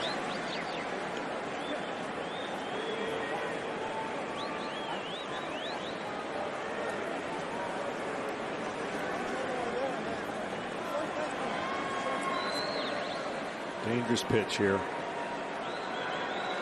He's already hit 7 home runs this postseason. 3-2.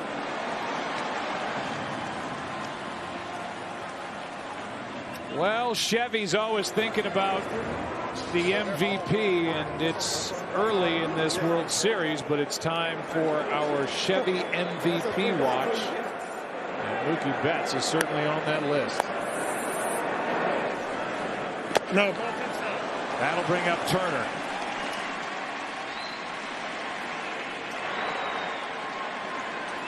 Could add this guy possibly as well.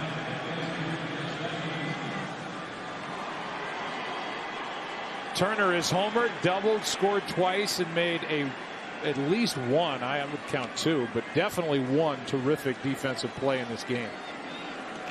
And if you're wondering what that black mark is on the back of his jersey that covers part of his name, that's from the follow through and all the pine tar that Turner has on the mid part of the bat. Ball 1 to Justin. Screams some kind of commercial, some kind of advertisement for like a detergent. Oh yeah, you could see him on the cover of it. 1 ball, no strikes, and now a pop-up right side. Long run, Margot can't get there. Foul ball.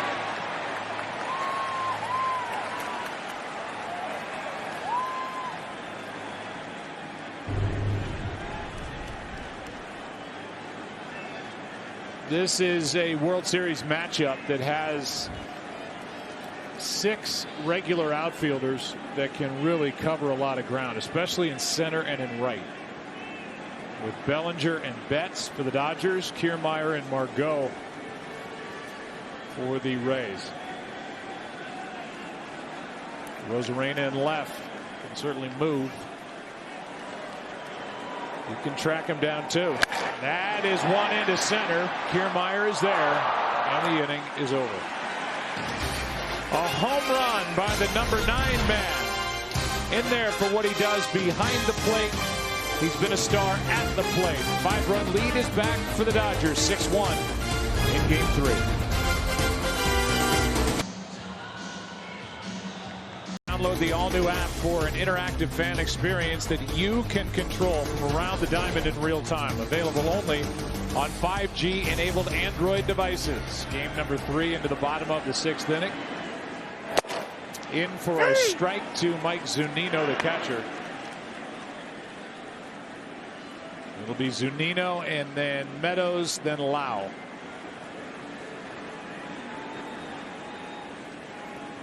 Five-run lead is back. That's off the very end of the bat, and that's strike 2. One of the things I talked about in the beginning that Buehler's done great. And when you're going to have a successful game and you're going to be in these kind of games, you got to get that leadoff batter of every inning. He's been able to do that. One of the toughest in all of baseball, average-wise, to get on base via the hit, to lead off an inning. 0-2 pitch. Strikeout number 8. Back to the top of the order in Meadows. Now a quick word from Evan Williams Bourbon. Get ready for the next pitch with Evan Williams, bourbon done right.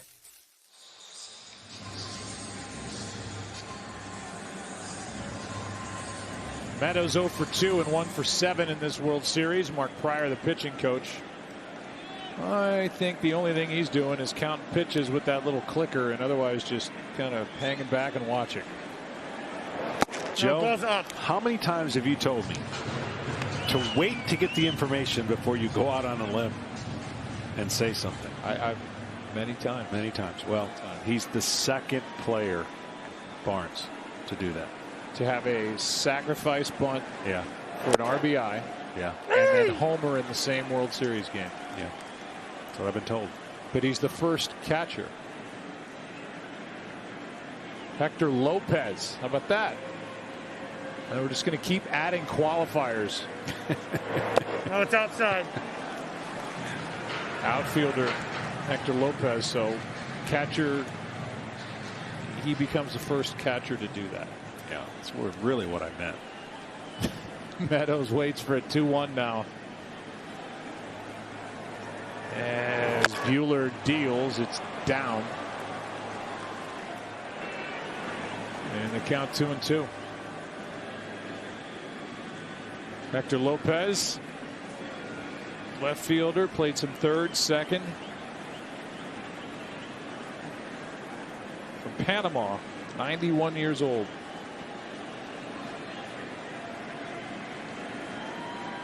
Two-two pitch, breaking ball hammered into right. That's sat up. Betts over to cut it off, and Austin Meadows with the third Rays hit of Game 3.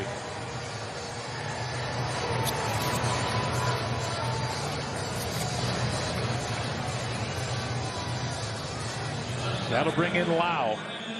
This breaking ball just didn't have enough arm speed, and it lagged the corner or lagged the tilt going down, and Meadows took advantage of it with 2 strikes.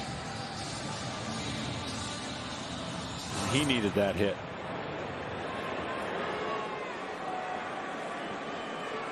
Lau with 2 home runs in Game 2. He can figure out Buehler. He can put the Rays right back in the ball game. That at 97 for strike 1.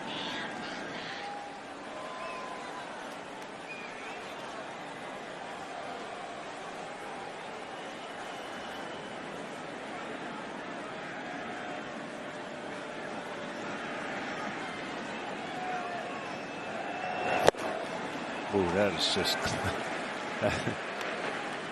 when you're struggling, even though he hit those 2 home runs, you don't want to see a guy get you back in a funk. And 1 strike away from 3 strikeouts against Lau, just beating him to the outside part of the plate. You can see him try to roll over or possibly pull that pitch. Hard to do at 97.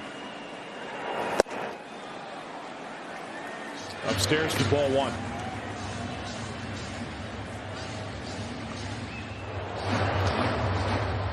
Blake Treinen getting loose in case Buehler needs help getting through this 6th. What a good play by Austin Barnes. Keeps the double play in order as that effort keeps Meadows at first. He made it look easy. It wasn't that easy. Blocked it. Ball stayed right in the glove. He could pick it up.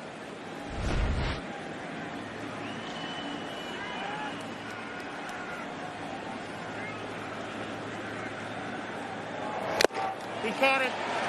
There's the strikeout, out number 2 and strikeout number 9. And the batter will be Arozarena. Well, you talked about Kevin Cash saying we got to find a way to stay off that high fastball. Well, good luck. When he's thrown enough strikes with his fastball and he gets you in defensive counts, it is almost impossible when he throws a belt high fastball with 2 strikes to be disciplined to stay off of it. Credit Buehler for being on attack. Arozarena takes a strike. Buehler came into this ball game with 10 straight starts of 6+ strikeouts. in the postseason. Opponents hitting 182 against him. He has struck out 9. And he is now number 2 on the all-time Dodgers strikeout list for pitchers in the postseason, well behind Kershaw. But he slid in front of Kenley Jansen here tonight. Kershaw with 201. Buehler up to 82. That's out of play right side. Strike 2.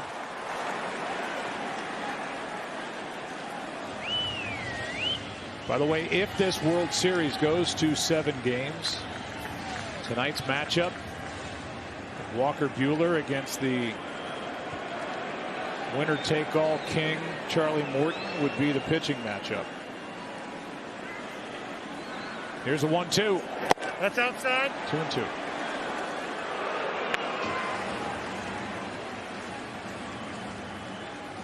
Again, what makes him so tough, he saw that pitch at 88, late break.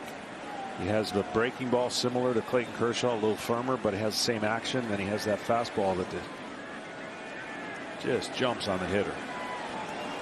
2-2 to Arozarena. That's foul. It's probably it for Buehler. Up over 90, leading by 5.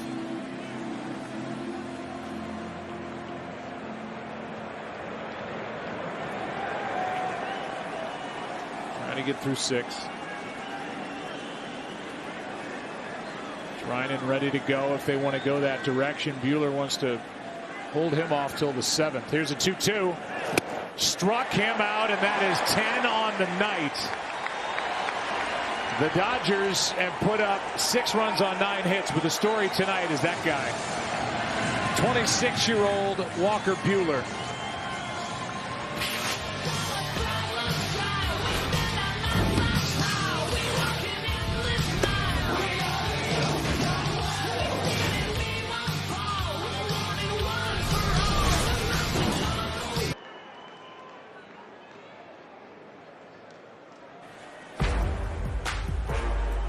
Well, we talk about Super 6, and there was no winner last week. So this Sunday, Fox Bet Super 6 is giving you another chance at $1 million. You can play for free right now. So download the Fox Bet Super 6 app and make your picks for Sunday's games for a shot at $1 million.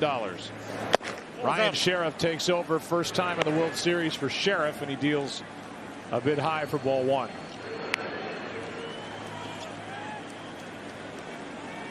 Sheriff added back to this roster. There are the numbers during the regular season.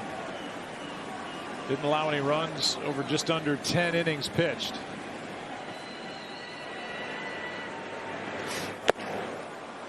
Hits the outside corner with strike 1.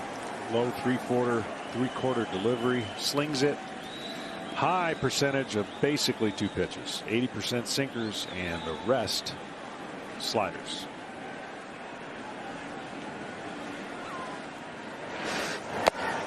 That catches the outside corner, strike 2.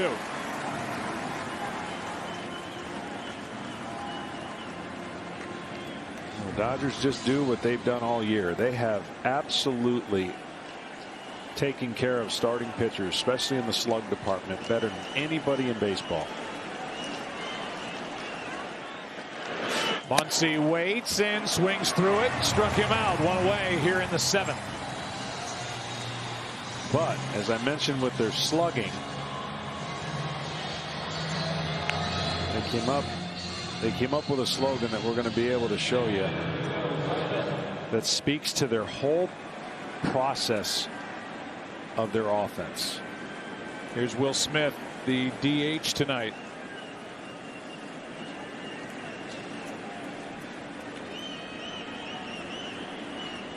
Ryan Sheriff from LA misses outside with ball 1, 30 years old.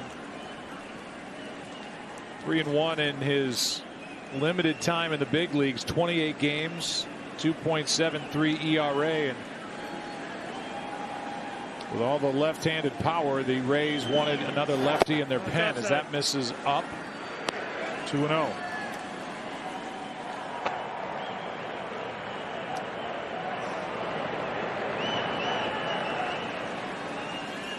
Smith 0 for 3 with a strikeout, 2 flyouts. Cody Bellinger will be next.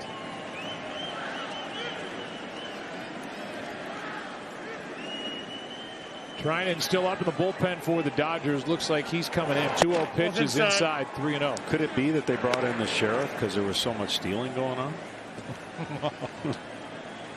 I mean, could it be? Could be. It could be. Here's a 3-0 to Will Smith.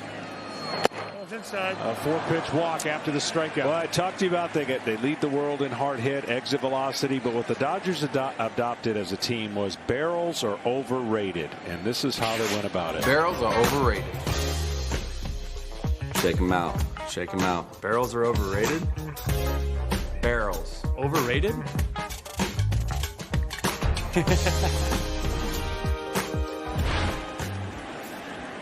And here is that last man you saw in that piece, Cody Bellinger, who is 1 for 3 with a single and a run scored.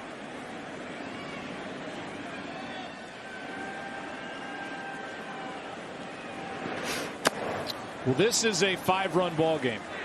And obviously Walker Buehler has been in control from the beginning. It appears his night is over. You can always tell. Yeah. The whole personality of a pitcher changes. Yeah. So Treinen's ready to go. Buehler will sit. Allowed 1 run on 3 hits. So it's important for Sheriff to keep this just a 5-run ball game. I've been around certain guys, and they're all different. Personalities are different. They don't talk and say a word during their pitching, and then when they get out, you don't want to be near them because they won't shut up. I'm not saying Walker. That's not Walker. It's just the personality of just no emotion, out there dominating, letting this pitching do his talking, and now you can exhale, relax, and talk about your performance. Sheriff a check on the runner, and a swing and a miss by Bellinger, strike 2. What were you like? I would imagine you're pretty consistent. Yeah, I like talking during the game. I never wanted to change my personality per se. Like if I had no hits going, I didn't want nobody not sitting around me or talking. So I like to talk about what was going on, ask questions, what did they see, and then try to always talk my way into staying in the game as long as possible, and that didn't always work.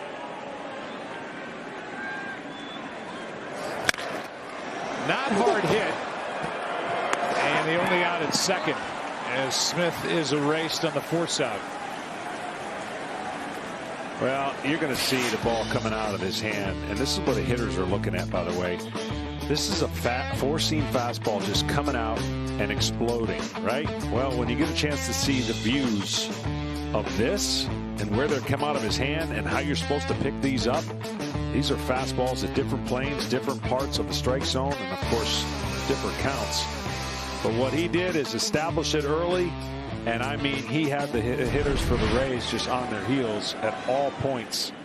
It seemed like every hitter had 2 strikes on him at some point, and 10 strikeouts will do that. Chris Taylor has struck out 3 times, gets to face the lefty Sheriff, and hits it foul.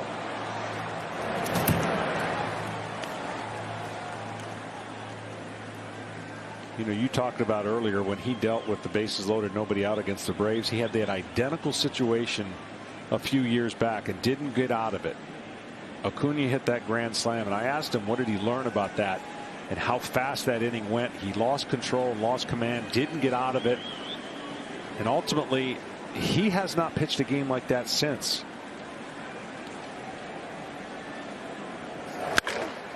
He had bases loaded in the San Diego series, 1 out and a 3-0 count, and struck out the next 2 guys.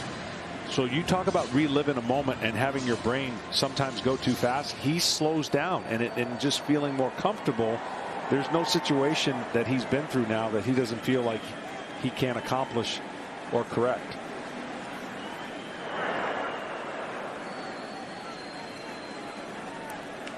Nothing in 2 the count. Taylor trying to avoid his 4th strikeout of the night. Sheriff. And I, just for the record, the word ace has been thrown around so much it loses its meaning, but the torch has been passed. And no one's going to talk about it when you're going on. I mean, I lived my career with two of the greatest in the game, and it was always this ace, that ace, you know, but you realize when this young pitcher, for all that Clayton has done and will do, the Dodgers have made him their #1 pitcher.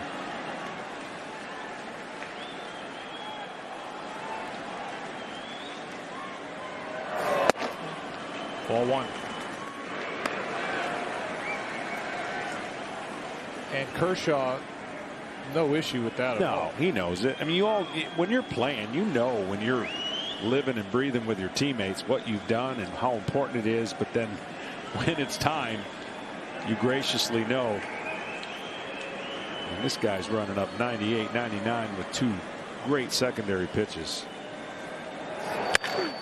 To the second baseman and caught on the fly by Lau. Walker is talking a lot over there. Here comes Treinen. Bottom of the 7th. Dodgers by 5.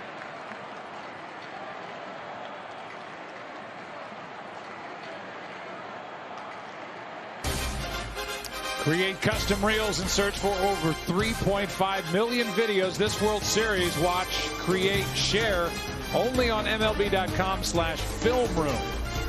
We're playing baseball here next door at the former home of the Texas Rangers. They're doing Friday Night Lights, playing high school football, which in this state, it's just a little different than all the others.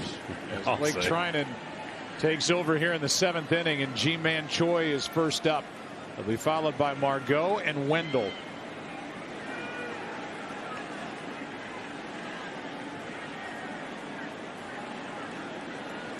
Five-run Dodger lead here in Game 3 with the World Series even at a game apiece. Choi takes high.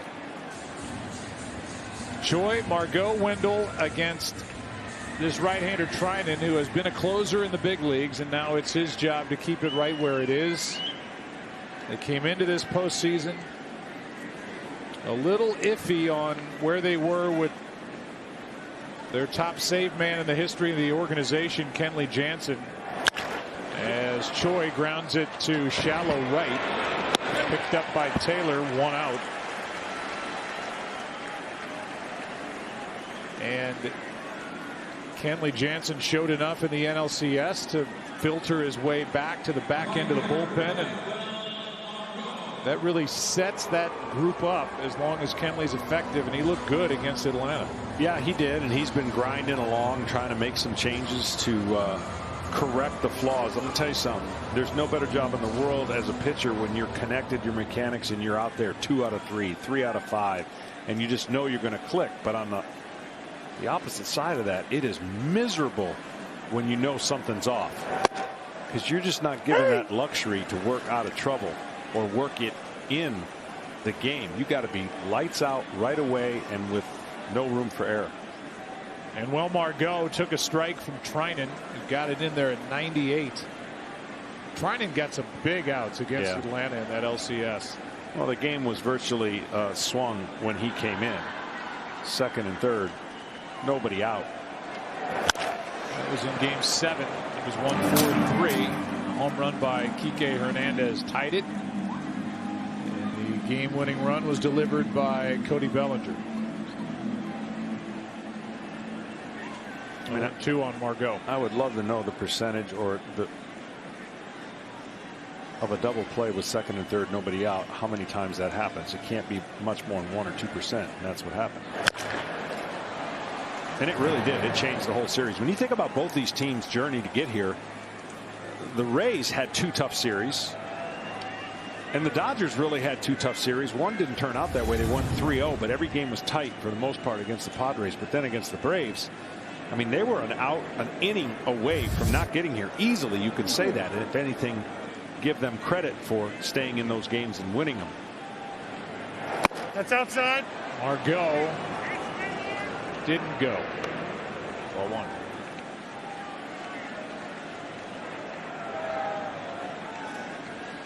Rays took care of Toronto.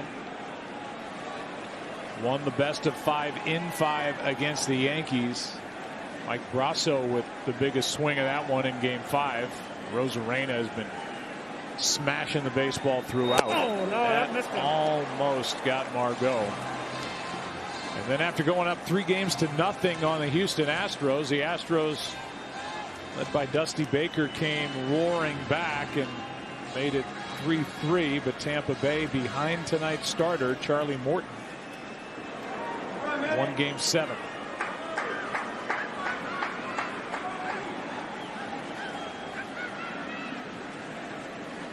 Here's a 2-2 from Treinen. Nasty pitch. Good movement at 97, 2 out. Yeah, Treinen had the unreal year with the Oakland A's a couple years ago, and it was this pitch that was so devastating. See how it just falls? I mean, that's 97, 98, and the ball is like falling off a table. That's a gift.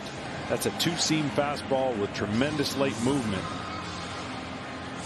And then he's become back to the Treinen of the A's because now he adds that unhittable cutter for the most part. That pitch right there, and you've got a ball that goes opposite ways, and that's what you want as a pitcher. You want to cover both lanes, they will say. You want the ball going away from a lefty and into a lefty, and the same thing, of course, with a righty, and that's what Blake has been able to do. 1 ball, no strikes on Joey Wendell. That's foul. It hit, I believe, off his foot.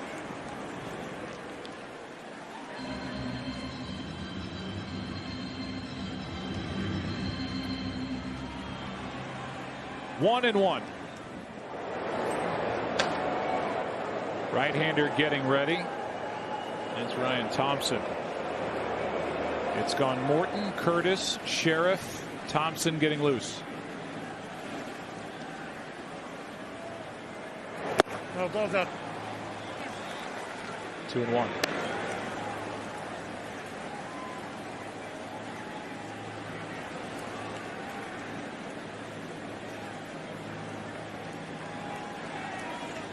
Manager Kevin Cash of the Rays waiting to get through this game to officially announce his starter for tomorrow. 2-2. And there is a difference between a starter and an opener these days. And yeah, we'll just have to wait and see who it is taking on Julio Urias. Yeah, and I would think all signs would point towards a similar style of what the Dodgers had in Game 2 and just kind of flip-flopping the roles.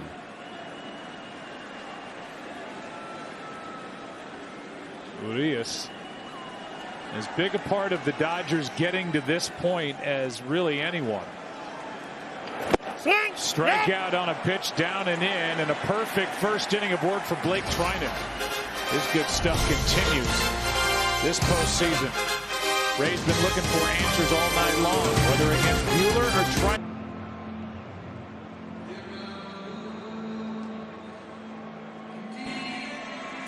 Well, you're not going to be with us long here because we're going to say goodbye for a short while yet again, because after Kike Hernandez was announced as a pinch hitter, Ryan Sheriff, the lefty, is lifted for the new right-hander Ryan Thompson. We'll be right back.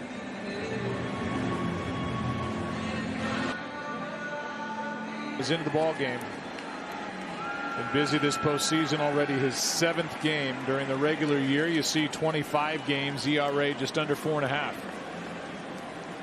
Kike Hernandez is first up, takes a strike.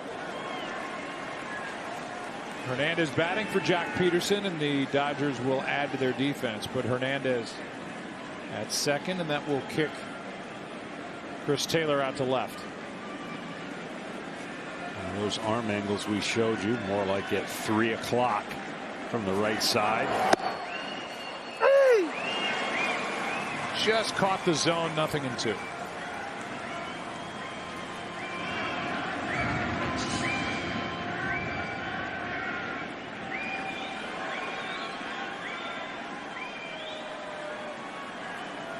Charlie Morton started, went 4 1/3, 5 runs on 7 hits. Then Curtis allowed a run. Here's a strikeout to start the inning. Good work by Ryan Sheriff with a scoreless 7th. Our dynamic play of the game presented by Hankook Tire, and here is the sacrifice for the RBI and then the home run. Back-to-back plate appearances by Austin Barnes. Drove home 2, the short way, the long way. He's been amazing. He really has. I mean, not to say that he can't hit, but you're expecting defense first, and his hitting in the postseason has been really, really good for the Los Angeles Dodgers. He is 7 out of 19. And now 3 RBIs, but 2 in the ball game.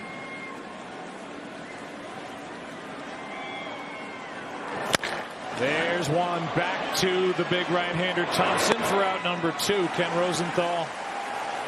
What a night here for Austin Barnes. Well, Joe, the Dodgers call Barnes Sam or Sammy, which is an odd nickname for someone named Austin, but there's a story behind it. During his rookie year, Chase Utley, then with the Dodgers, ordered Barnes to pick up street tacos on his way to the ballpark in San Francisco. When Barnes arrived at the clubhouse, his fellow catcher, A.J. Ellis, called out Utley and said, "You don't even know his name." Utley said, "Sure I do. It's Sam." Ellis shot back, "No, it's Austin," to which Utley replied, "Well, it's Sam now." Now, Utley knew Barnes' name, but he was playing a role he relished, that of crusty old veteran, and Barnes has been Sam ever since. And that crusty old veteran, Chase Utley's here tonight. Here's a broken back ground ball left side off the bat of Betts, and another great athletic play by Ji-Man Choi. Up to grab it, and he tagged Betts on the way by. A 1-2-3 top of the 8th. He can play. He's worked hard on the defense. It's paid off. 6-1 after 7.5 in game 3.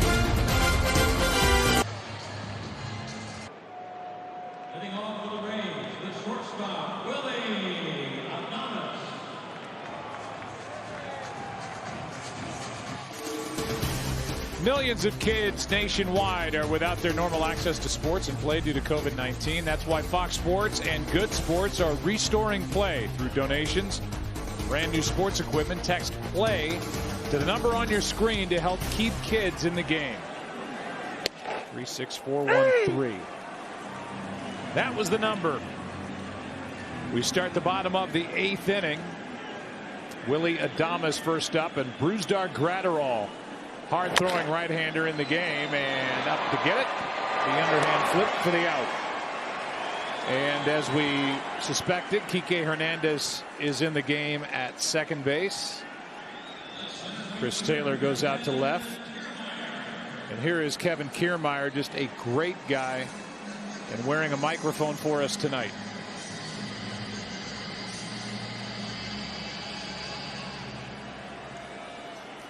Nice to do that, to give us a little peek into life as a Tampa Bay Ray when you are the veteran center fielder. Here you go. 102. And he barely looks like he's throwing.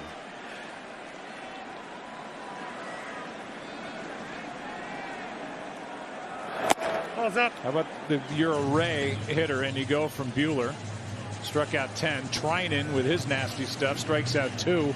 And now you got the hardest throwing guy at 102 bringing heat here in the 8th. Here's the 1-1. High fly ball into right. Back is Betts. So is Bellinger. Here's our sounds of the game. Compliments of Kevin. Come on, come on. Let's work some good ABs. Come on, come on. Let's go base to base. Come on, come on. Come on, keep flying barrels. Keep flying barrels. Come on. Come on, D. Trying to stay positive down there while the Dodger pitching has shut down the Ray hitting.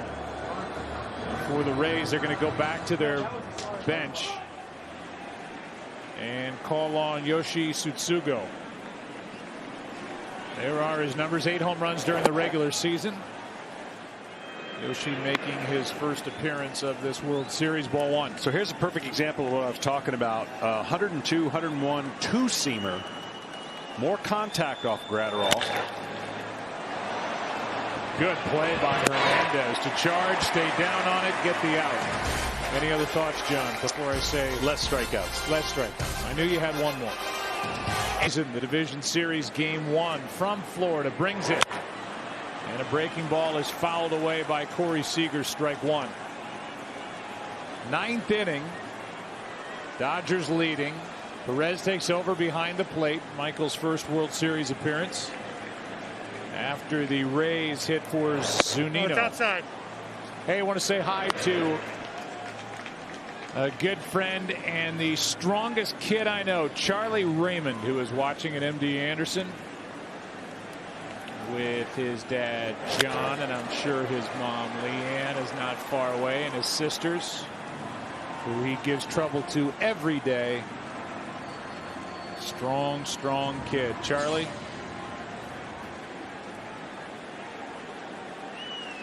see you at the ballpark in 2021. That is upstairs, and the count 2 balls, 2 strikes.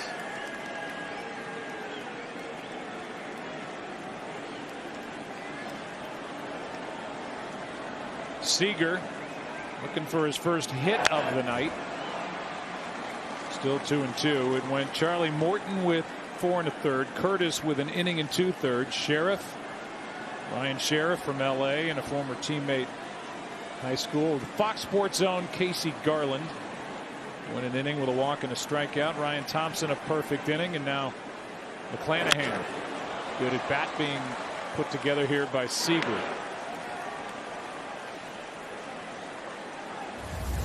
Well, kind of similar games and on opposite ways. The Rays did it to the Dodgers almost this fashion. Dodgers made it close and came back with a couple runs late, but the Dodgers are returning the trick here in Game 3. How about that 101 from this young lefty? Another easy 100. I don't get it. It used to look hard for people to throw 100. At least to me it did. Yeah. I'm sure it did to you. Yeah. You didn't throw 100. No, and but the style and the training is conducive for it. So that's what they're looking for. That's what the players are going to try to build their arm strength to do. And you sacrifice something when you throw 100 and 100, meaning it's hard to have that velocity and location. They're not really concerned about location. They want to mix and match in that box and let that velocity win out. Threw one pitch at 100 and it went 457 feet. Vinny Castilla. Here is a jam shot for a base hit into left. Seager on base, first hit, but on for the 3rd time tonight. A walk, and he's been hit by a pitch.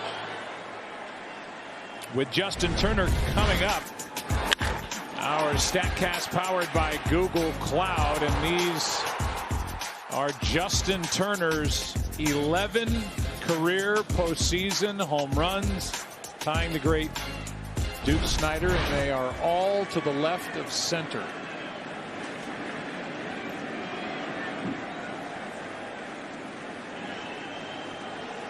Seager's right there behind, and mentioned the stat a couple times and haven't said the name or hello to through the television to our buddy Steve Garvey, who is watching. I guarantee that's ball 1 inside to Turner.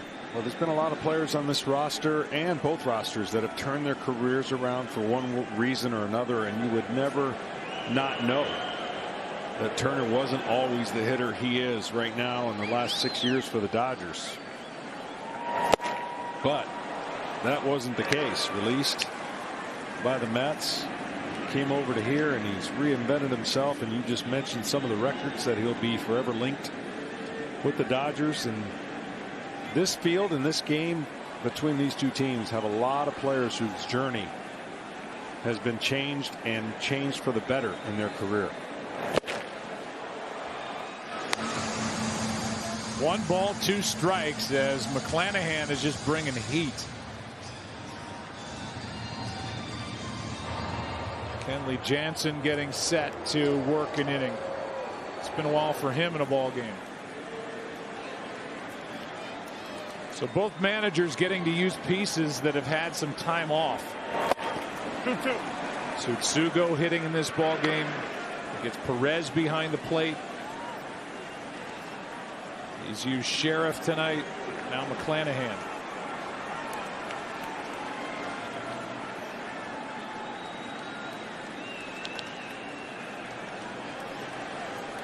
Two. I think about, the Rays get a lot of credit, and rightfully so. We've documented all that they do and how they're successful. But you're talking about Max Muncy coming over here, totally changing his swing and just his focus. His career was going in the wrong way and had a couple monster years for the Dodgers. Taylor revamping his swing. You just don't always see guys making wholesale changes and turning their career in the positive way when it doesn't look like there's much hope left. Another 2-2. Another foul ball.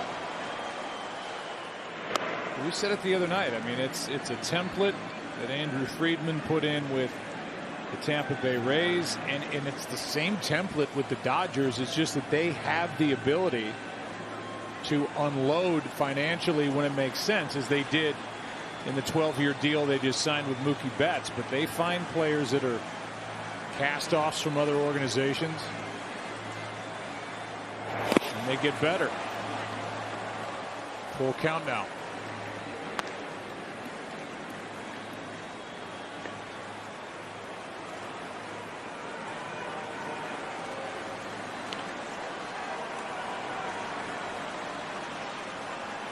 Dodgers took a catcher and made him their closer. He's out there now, getting loose. In the air to center, back to grab it. Kiermaier back to first. Seager one away in the ninth. And right now, a quick word from MasterCard.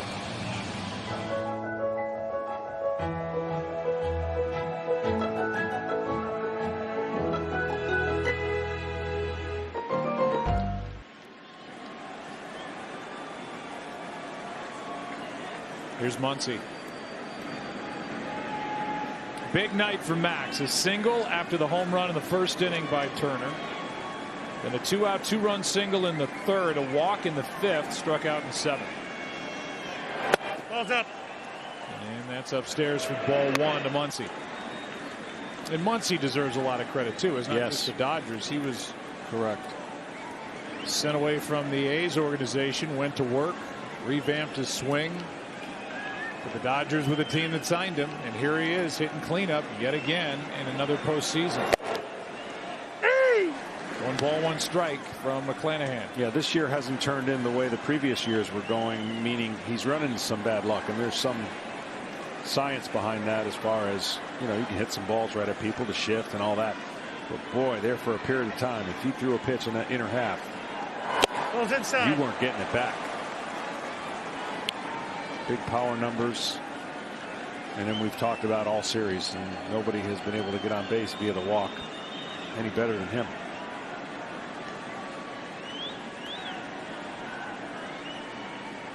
Here comes a 2-1 pitch from this talented left-hander. That is a strike. So far, John, this has been an intimidating game by the Dodgers if you're Tampa Bay. Not to say they're going to leave here in fear, but they showed why they won so many games this year. Power pitching, home runs, timely hitting, speed, defense. Bullpen is set up to back up Urias in game 4 tomorrow. That's outside. And they just have a lot more options because of their depth, but the formula for the Rays didn't start out great. And with the Dodgers being the visiting team, they can actually put some pressure on the Rays formula, because when the Rays score first and they have the lead early, they usually go on to win. And the Dodgers jumped on them early and had a nice lead to where Dave Roberts could utilize his pen. But that's the beauty of the Rays. As you said, they're deep, they're resourceful. They'll come at it tomorrow, and they do it by a different formula than most, both with their front office and with their in-game management, but they win. Had just 3 fewer wins than the Dodgers had during the regular season. Here's a pop-up High in the air to left. Arozarena is going to take it. Tom Verducci, pretty good setup here going forward for the Dodgers. Yeah, and I think Dave Roberts knew that in game 2. He held back Julio Urias, making sure he could pitch the next game on full rest. So think about these 3 middle games, guys, with Buehler, Urias, and Kershaw. They're 3 of the top 5 pitchers this postseason in swing and miss rate. And we know the Rays, that's their bugaboo. They led the major leagues in strikeouts this year. Certainly was in play tonight with the stuff the Dodgers, especially Buehler, showed Tampa Bay. No doubt about it. Here is a smash into right center field, but just getting under it is Will Smith, and that will send game 3 into the bottom of the 9th. McClanahan takes his rosin bag and exits. The Dodgers have led from the start, trying to go up in this World Series 6-1 after 8.5. Dodgers and Rays coverage starts at 7 Eastern, 4 Pacific, only on Fox and the Fox Sports app.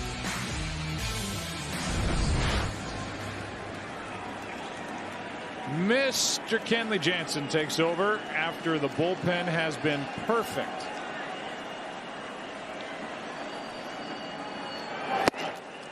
And Jansen trying to pick up where he left off against the Atlanta Braves in that NLCS, where he seemed to get his mechanics back, his release point back, and that cutter started cutting again. Big guy, long delivery, long arm, and then that. Usually, you know, with Kenley, it's not so much the velocity, even though that's what everyone's going to point to because his velocity has gone down. It's the late break to that cutter.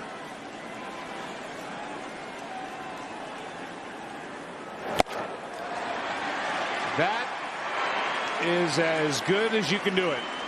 3 pitches, a strikeout of Austin Meadows, 1 for 4 tonight.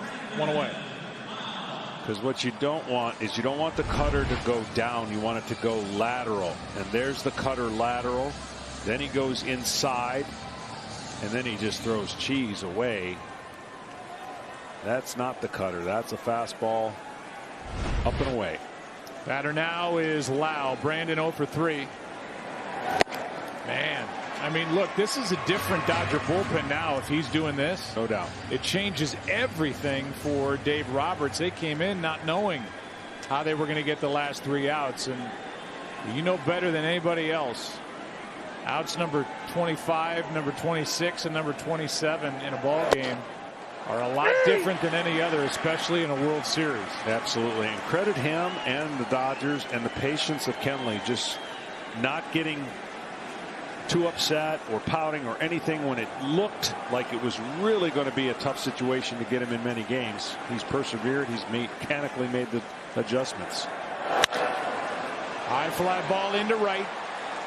And the Dodgers all-time save leader, regular and post, is 1 out away from ending this ball game. And we'll give you a quick word from T-Mobile, the leader in 5G coverage. 1 in 5 U.S. kids may not be able to afford to play next season. Together, we can help Little Leaguers in your community.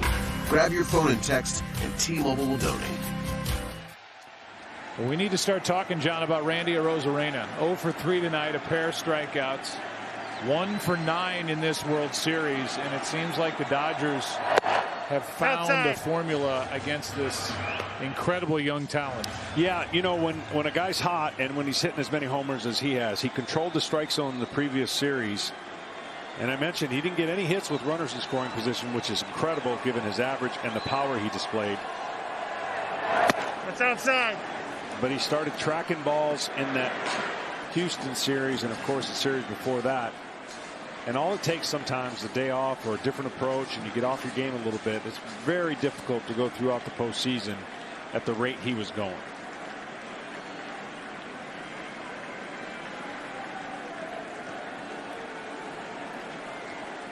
Well, he's set up here. You know what he's thinking, Arozarena.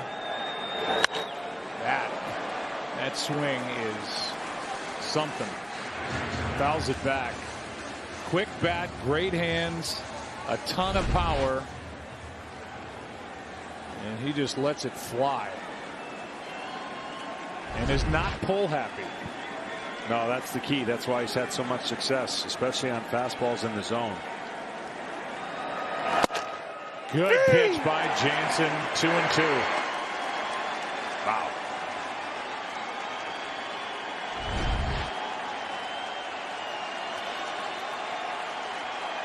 They talked about the inconsistent velocity for Jansen coming into the NLCS. He's had terrific velocity. This is the best we've seen him. 2-2 is down. Full count. Yeah, the rest and everything so far has shown itself to be pretty good. That's the first one he overthrew. Arozarena trying to keep it going for Ji-Man Choi on deck. Jansen wants to end game 3 with the next pitch.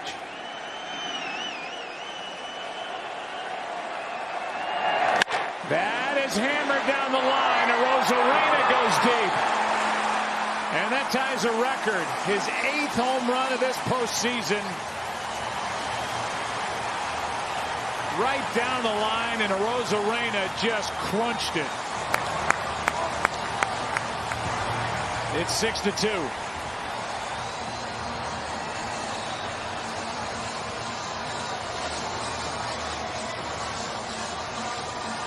Tampa Bay would love to get him hot again. This was smoked. Yeah, he got the cutter, stayed in the middle, and you talked about his quick hands. Wow. Those were quick. He dealt with positive tests for COVID for a month.